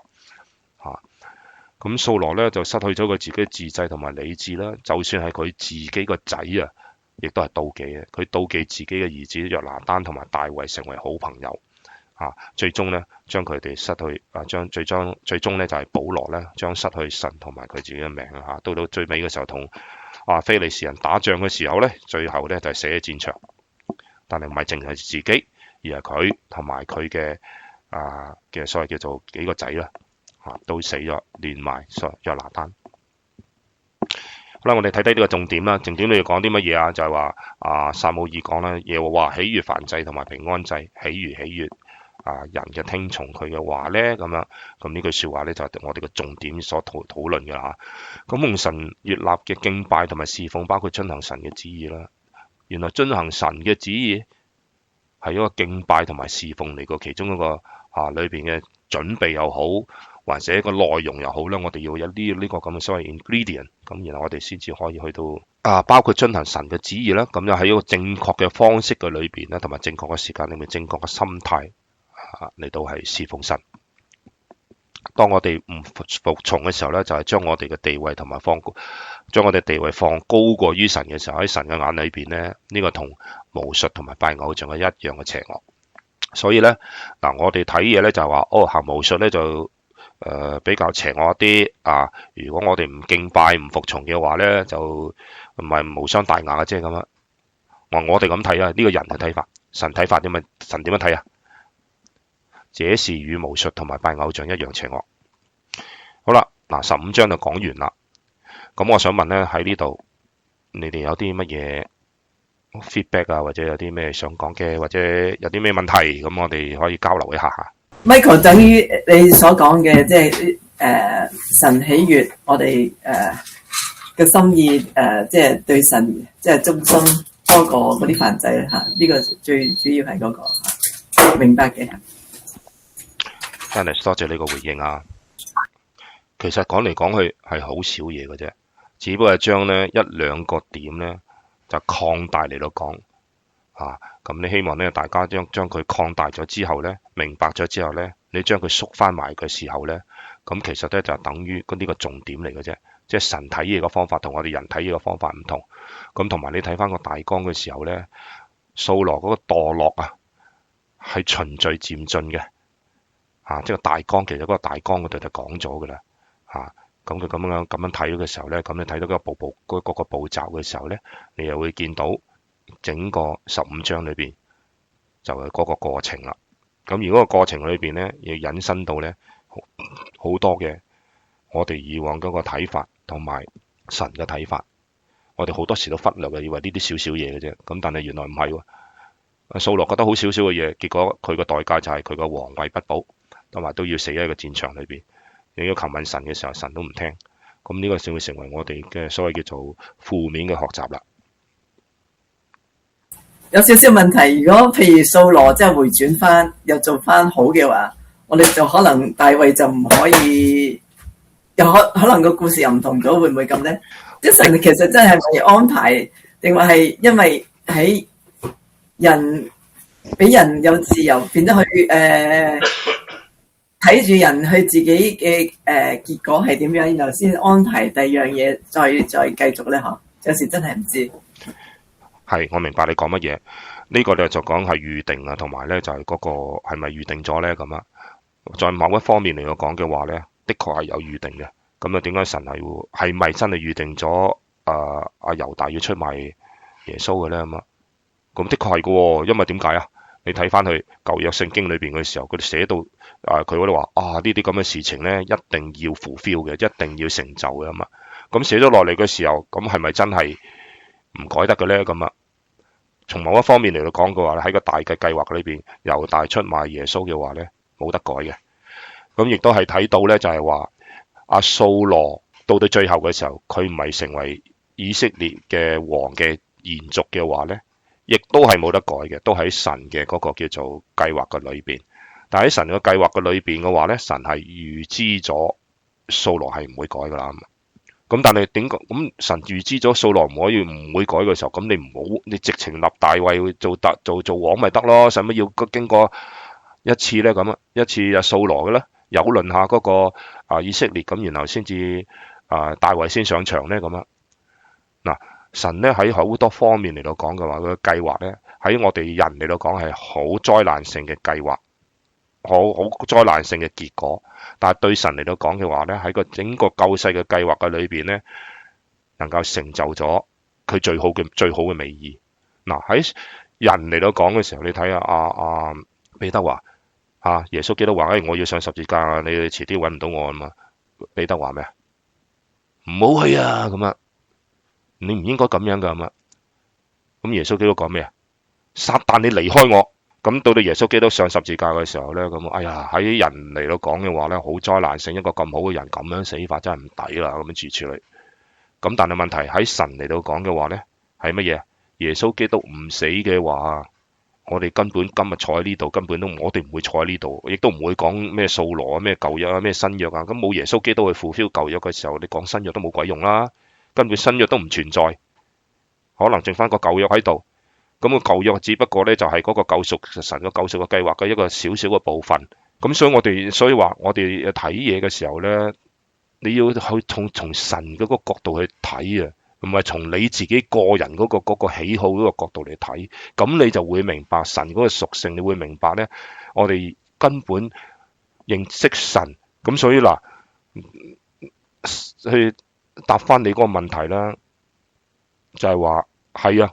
掃羅如果佢悔改嘅話呢，所有大衛唔會出現呢，所有嘅歷史係會轉嘅，因為你要記住耶穌基督係從大衛嘅根嗰度嚟噶，咁有啲計掃羅一路咁做王嘅時候，咁冇可能嘅，因為聖經裏邊好早嘅時候都已經講到咧，救世主啊，耶穌基督啊，嗰個受膏者係由猶大支派出嚟嘅。掃羅係咩支派啊？便雅憫支派啊！哇！咁如果掃羅繼續做王落去嘅時候，咁你之前嗰個創世記裏邊所講嘅定咗落嚟，神嘅旨意定咗落嚟要成就嘅時候，佢唔會後悔嘅，唔會後悔咪寫咗落嚟咯。咁係咪真係好自相矛盾呢？嗱，如果你唔認識聖經嘅時候啊，你唔從頭睇個尾嘅時候呢，你唔明白神嗰個救世計劃嘅裏邊呢，有好多嘢，你又覺得好災難性或者唔應該好唔合邏輯嘅。耶穌點解要咁樣死啫？點解要有律法啫？咁啊，出埃及都係啫嘛。出埃及嘅意思係乜嘢？就係從你為奴之地嚟到係解放你出嚟嘅，所謂叫做現在屬於解放你出嚟，使到你成為自由人。好啦，你講委內瑞拉嗰啲都係噶嘛，紅色政權嗰度都係啫嘛。你要睇喎，好地地啊，好地地咯。美國唔可以介入，唔好介入人哋嗰啲嘢啦，關你咩事啦嘛。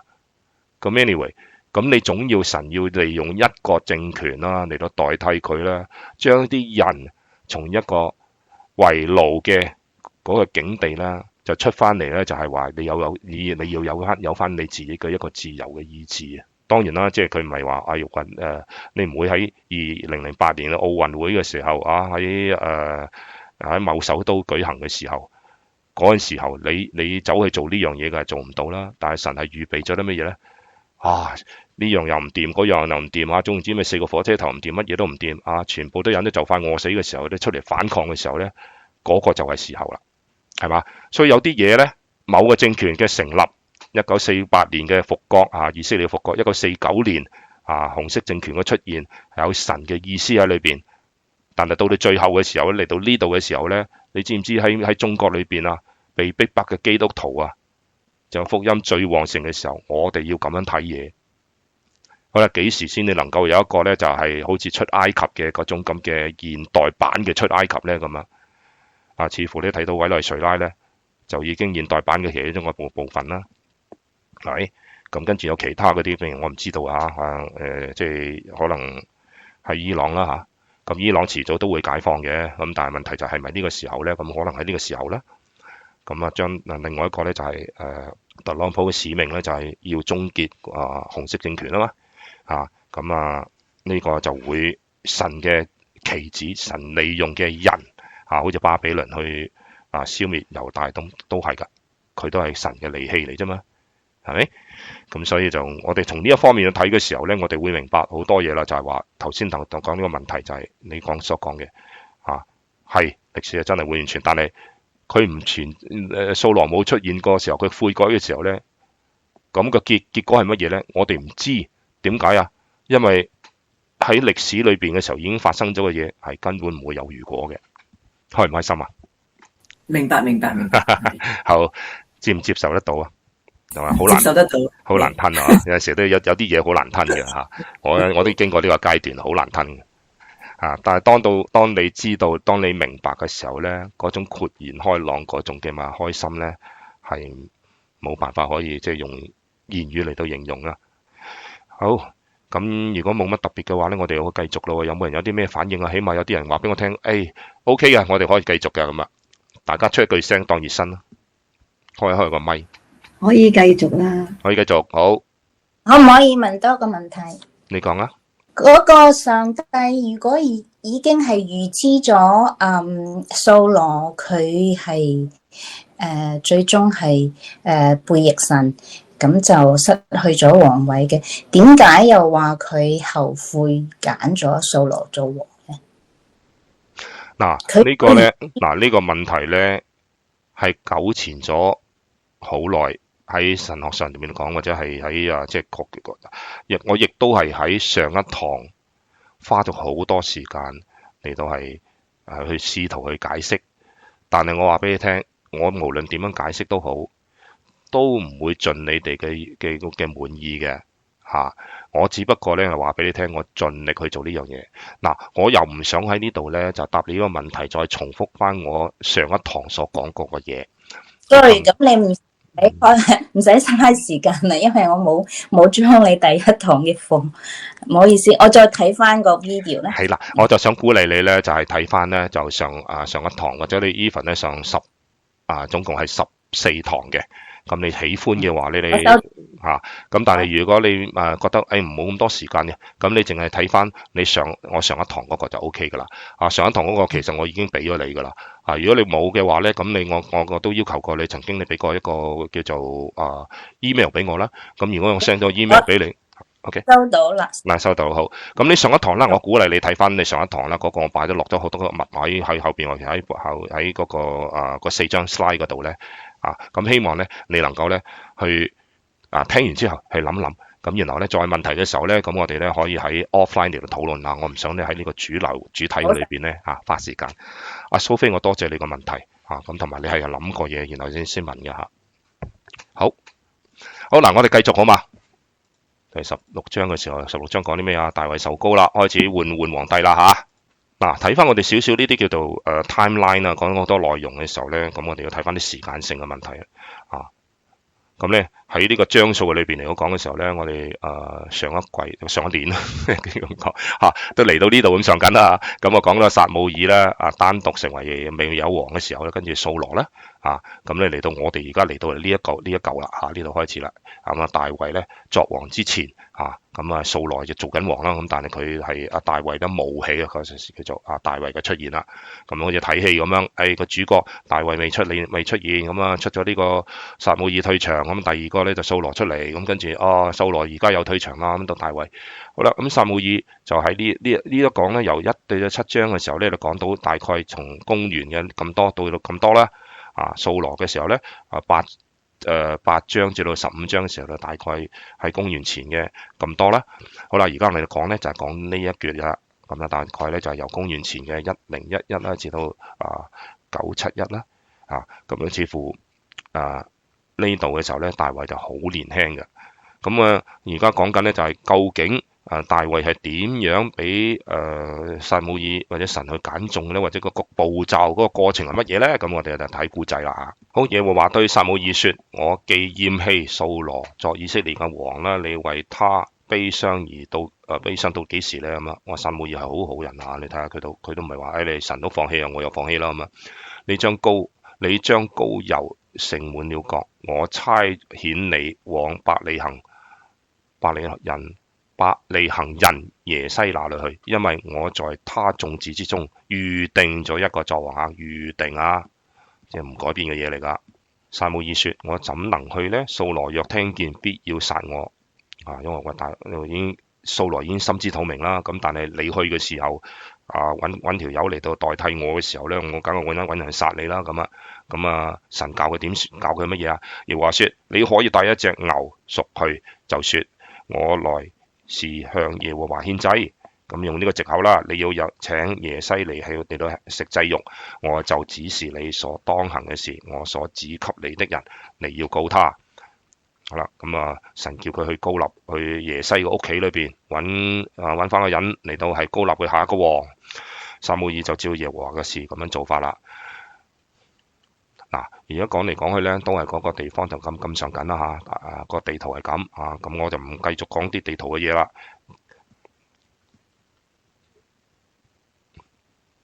撒母耳喺呢度出發，咁去到伯利恆啦，可能一定要經過基比亞啦。基比亞係掃羅嘅大本營啊嘛，咁經過呢度嘅時候，如果俾掃羅知道，哇，你走去膏立下一個王嘅時候咧，咁喺呢度可以掠低你啦，係咪？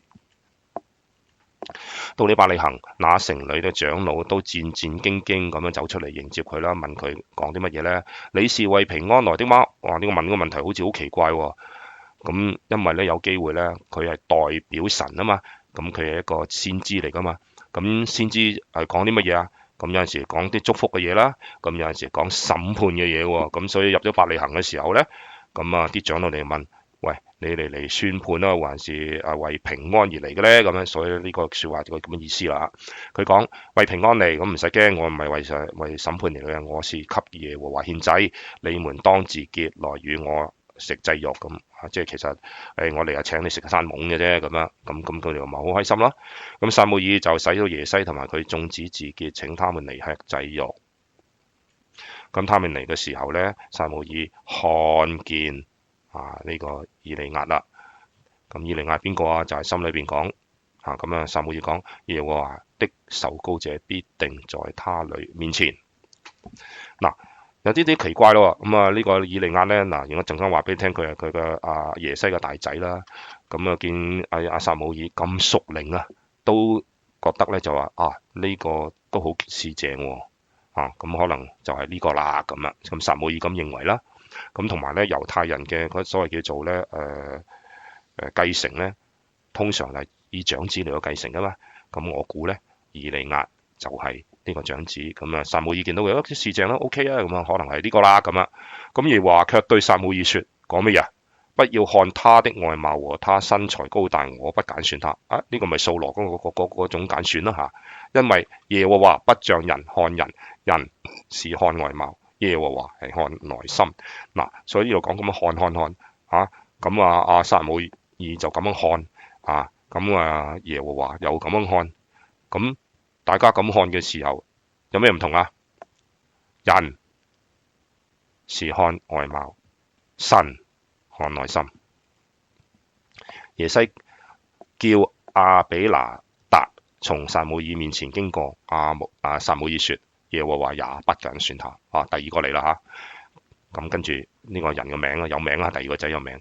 耶西又叫沙馬同埋撒母耳到面前，撒母耳說：耶和華也不揀選他。第三個，OK，繼續。耶西叫咗7個兒子，都從撒母耳面前經過，撒母耳說：這都不是耶和華所揀選。第7個都唔係。喂，咁你仲有冇仔啊？咁就咁問啦咁耶西講咩啊？仲有一個最細嘅係看緊羊啦。咁跟住個父親都冇諗過阿撒母耳嚟嘅時候，你個齊輯輯咁企晒喺度，就慢慢揀啦咁啊。佢都冇諗過係佢。咁神睇人係點啊？同埋人睇又唔同喎。就係佢。你冇諗過嗰個佢就係佢。撒母耳對耶西說：你打發人去叫他來。他若不來，我們必不坐席。咁撒母耳嚟嘅時候唔係為食啊嘛。人哋係真係為神嚟到揀高立一個王啊嘛。咁所以咧，佢講到明咧，就係話你哋唔搞，揾唔到呢樣嘢，做唔到呢樣嘢嘅時候咧，大家都冇得食。咁耶西就打發人咧去叫佢嚟啦。他面色光紅，雙目清秀，容貌俊美，都係靚仔嚟嘅。咁啊，未必係高大威猛啊。咁耶和華說：這就是他，你起來膏他。奇唔奇怪啊？佢老豆耶西排晒隊出嚟嘅時候咧，偏偏佢冇諗住嗰個就係嗰個。就係好戲劇化即係睇聖經嘅時候都睇到就係佢咁撒母耳就用角咁啲油咧，通常嗰陣時佢盛嘢咧，唔係我哋用樽啊嘛我哋揾啲玻璃樽啦，咁唔係佢用個角嚟到係盛咗啲油喺佢諸兄中膏立了他。咁從這日起咧，耶和華嘅靈就大大感動大衛。記住我曾經講過聖靈，我哋而家喺新約嘅時候，個個真係信徒咧，係有神嘅聖靈內住喺你裏邊嘅。呢個係神嘅應許嚟嘅 tabernacle， 即係話神嗰個旨意到到最後嘅時候咧，到到啟示錄最後嘅時候，新天新地都係神同埋人一齊住咁所以咧，但係喺舊約裏邊嗰個約唔同個約唔同嘅時候咧，幾時先至有神嘅靈喺裏邊咧？除非你係先知，否則嘅話咧，係好極少數嘅人係有聖靈嘅咁但係聖靈喺舊約嘅時候咧，佢又可以離開嘅。咁新約嘅時候咧，神嘅所謂叫應許咧，就係話神嘅聖靈作為一個人質，好似質咁樣咧，就係佢唔會離開嘅。好啦，咁就因為膏立咗大衛之後咧，咁嘅聖靈就內住喺大衛裏邊啦咁但係有冇機會離開好似掃羅咁㗎？有，但係咧，似乎喺我哋睇落嚟嘅時候咧，大衛嘅聖靈咧係從來未離開過大衛。好，撒母耳起身就回到拉馬去了，做完啦，走，食完之後走，咁可能佢食麵餐先走，但係呢聖經冇記載好啦，睇下呢兩個人嘅比較啦，一個掃羅，一個大衛嘅出身啦，便雅憫支派啦，咁個基地喺基比亞啦，或者首都喺基比亞。大衛咧係猶大支派啦，咁啊，耶穌基督係從猶大支派嘅獅子嗰度出嚟嘅啦。咁佢係喺伯利恆出世嘅。嗱，記住一樣嘢，耶穌基督亦都係喺伯利恆出世，而獻祭嘅羊都係喺伯利恆嚟到係飼養，然後呢就送到去耶路撒冷嘅聖殿嘅裏邊嚟到係獻祭嘅。咁你睇到嗰個平衡喺度啦嚇。咁啊，大衛亦都喺伯利恆出世嚇。咁咧就耶穌基督咧，亦都係咁，亦都係同樣咁樣平衡落去啦。到耶穌基督入到去作為一個贖罪嘅羔羊嘅時候咧，都係從伯利恆嗰度獻羔羊。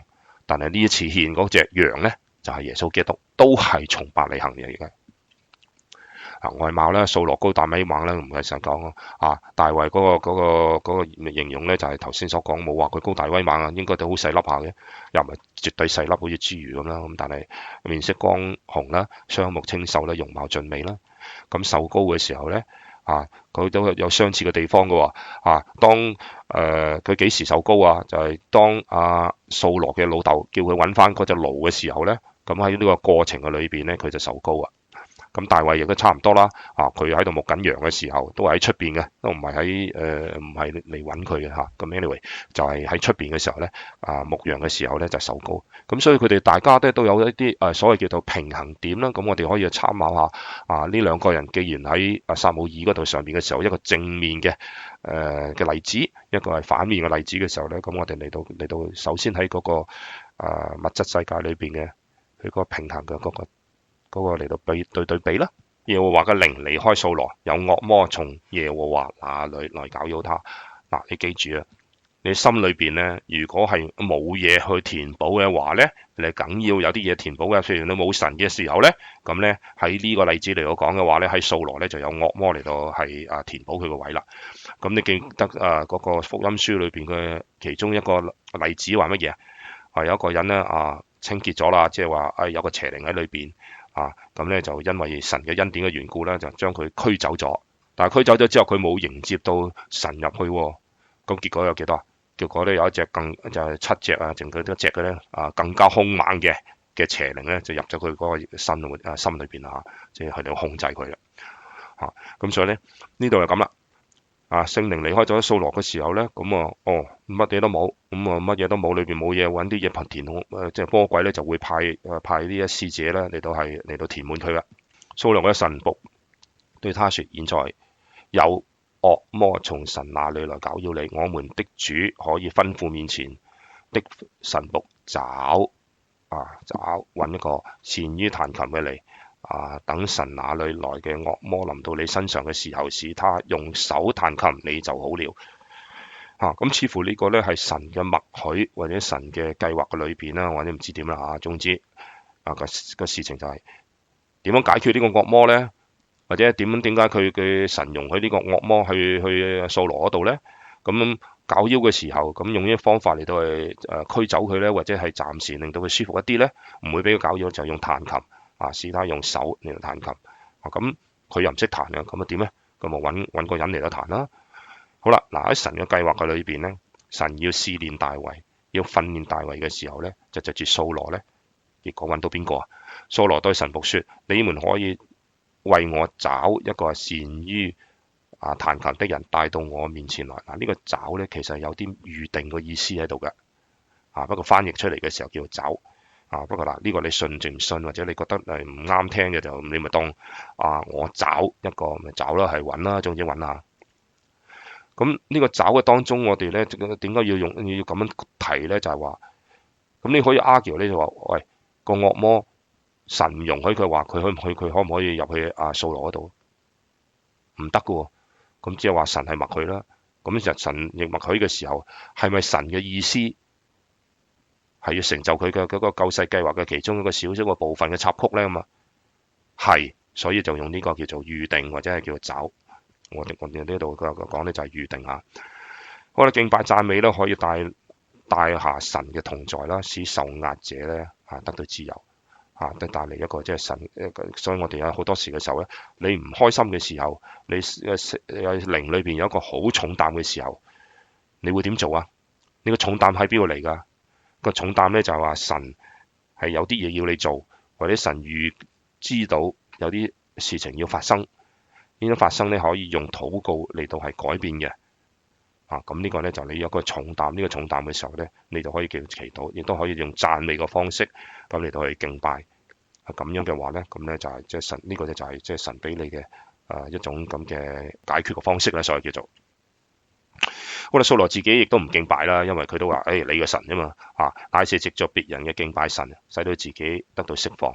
好啦，咁如果你求問神嘅時候我自己彈琴啦，唔彈琴都我自己悔改啦，或者處理啦。咁但係神已經話咗俾佢聽，佢都知道佢唔會悔改啦。咁所以佢用咗方法咗乜嘢？我自己唔會敬拜神，我自己亦都唔悔改咧。我自己想舒服一啲嘅時候咧，我揾人哋嚟到同我代我敬拜啦，咁使到佢自己能夠得到釋放。好啦，而家都係咁噶。信耶穌咁你代我信啦，信完之後咧，我就得救啦咁啊。好似啲嗰啲概念咧就係而家好興噶嘛，係嘛？入去香港大學我唔得嘅，咁是但啦，我揾人代替我考完之後，我咪入得去，好似當我考嘅咁樣入得大學咯咁啊。咁但係你唔得噶嘛，大佬，你話你自己 pass 咗英文英文合格，但係入去嘅時候，個 professor 同你講英文嘅時候，你都唔知點樣答，咁你覺得英文一定係穿煲好唔掂啊。咁所以從呢方面咧，你就睇到咧。好多嘢睇到嘅就係話，你用一個正確嘅方法嚟到對待嘅話呢，嗰個後果係完全唔同。你用人嘅方法，以為嗰啲掂嘅，結果你點樣壓制都好咧，始終都會甩碌㗎。聖經話語其中有一個少年人說：我曾見伯利恆耶西嘅一個兒子善於彈琴，是有勇敢的戰士，說話合宜，容貌俊美，耶和華也與他同在。呢個最緊要啊！你揾一個耶和華同佢同在嘅，去代替你自己唔耶和華，冇同耶和華嚟到同在啊！咁所以佢彈琴嘅時候呢，有耶和華同在，同埋你自己走去學琴彈呢，係唔同兩樣嘢嚟嘅。雖然個動作係一樣，就同翻教會嘅敬拜都係一樣啫嘛。大家同一個動作，咁但係呢個效果唔係一樣嘅。一個得救，一個唔得救嘅。一個呢就係迷信基督教，一個呢就係真正同神有關係嘅敬拜，係完全唔同嘅。於是掃羅差遣使者去見耶西說：請你打發你放羊的兒子大衛到我這裏來。咁王叫嘅話呢，唔去唔得啦。耶西就把幾隻餅同埋一皮袋嘅酒呢，並一隻山羊羔呢，都抬在路上，交給他的兒子大衛送與掃羅。最細個仔咁父親叫佢做乜咁咪做乜啦。大衛到了掃羅那裏，就侍立在掃羅面前。掃羅甚喜歡他，他就作了掃羅嘅拿兵器嘅人。咁喜歡佢咁唔係淨係彈琴幫我攞架撐啦，咁樣即係同近身妹仔啦，咁樣類似咁啦。咁呢度佢就叫掃羅呢度，咁呢個都咁啦。咁掃羅差遣人去見耶西說：求你用大衛侍立在我面前，因為他在眼裏蒙了恩。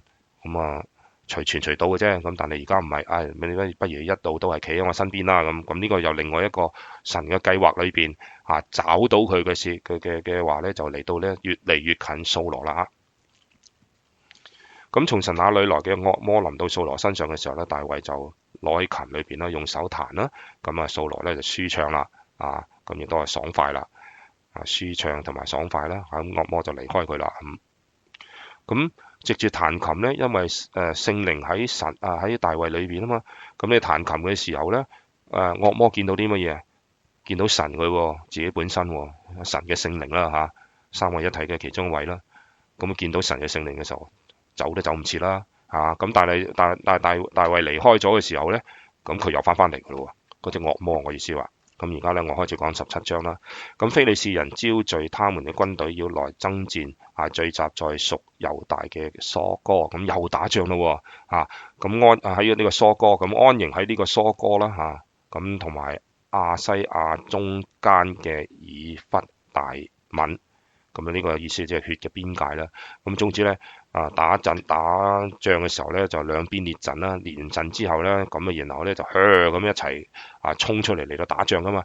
咁大家佔領一個山頭啦，咁你疏哥就係中間呢個位置啦。咁亞西加咧就係呢個位置啦。咁我哋而家睇翻呢個地圖嘅時候咧，呢個喺上面睇落嚟，咁但係喺呢度側去睇嘅時候咧，呢個平原係會咁樣嘅。嚇。咁蘇哥喺呢度啦嚇。咁咧就咁咧嚟亞西加呢度啦。咁以拉谷咧就喺呢度咧中間咧。咁呢度咧全部呢度兩邊都係山嚟嘅喎。咁非利士人咧就喺呢度紮營。掃羅同埋以色列人咧也聚集啦喺以拉谷呢度啦嚇，喺度安營啦，擺列呢個隊伍啦，要與非利士人打仗。非利士人咧站在這邊嘅山上，以色列咧站在那邊嘅山上，當中有谷。咁即係其實咧呢兩邊紮馬咧，呢邊山呢邊山，咁中間呢個竹谷啦，咁呢個谷咧就佢哋一去落嚟嘅時候咧，就大家喺呢度打仗啦。咁另外一個地圖嗰度睇啦，蘇哥喺呢度啦，咁睇到即係佢而家嘅情況係大概咁上緊咧，以拉谷就喺呢度啦嚇，哇好大個啊！咁其中另外一個咧就係嗰個米吉多平原啦，可能大過呢個好多嘅。末後嘅戰爭喺度打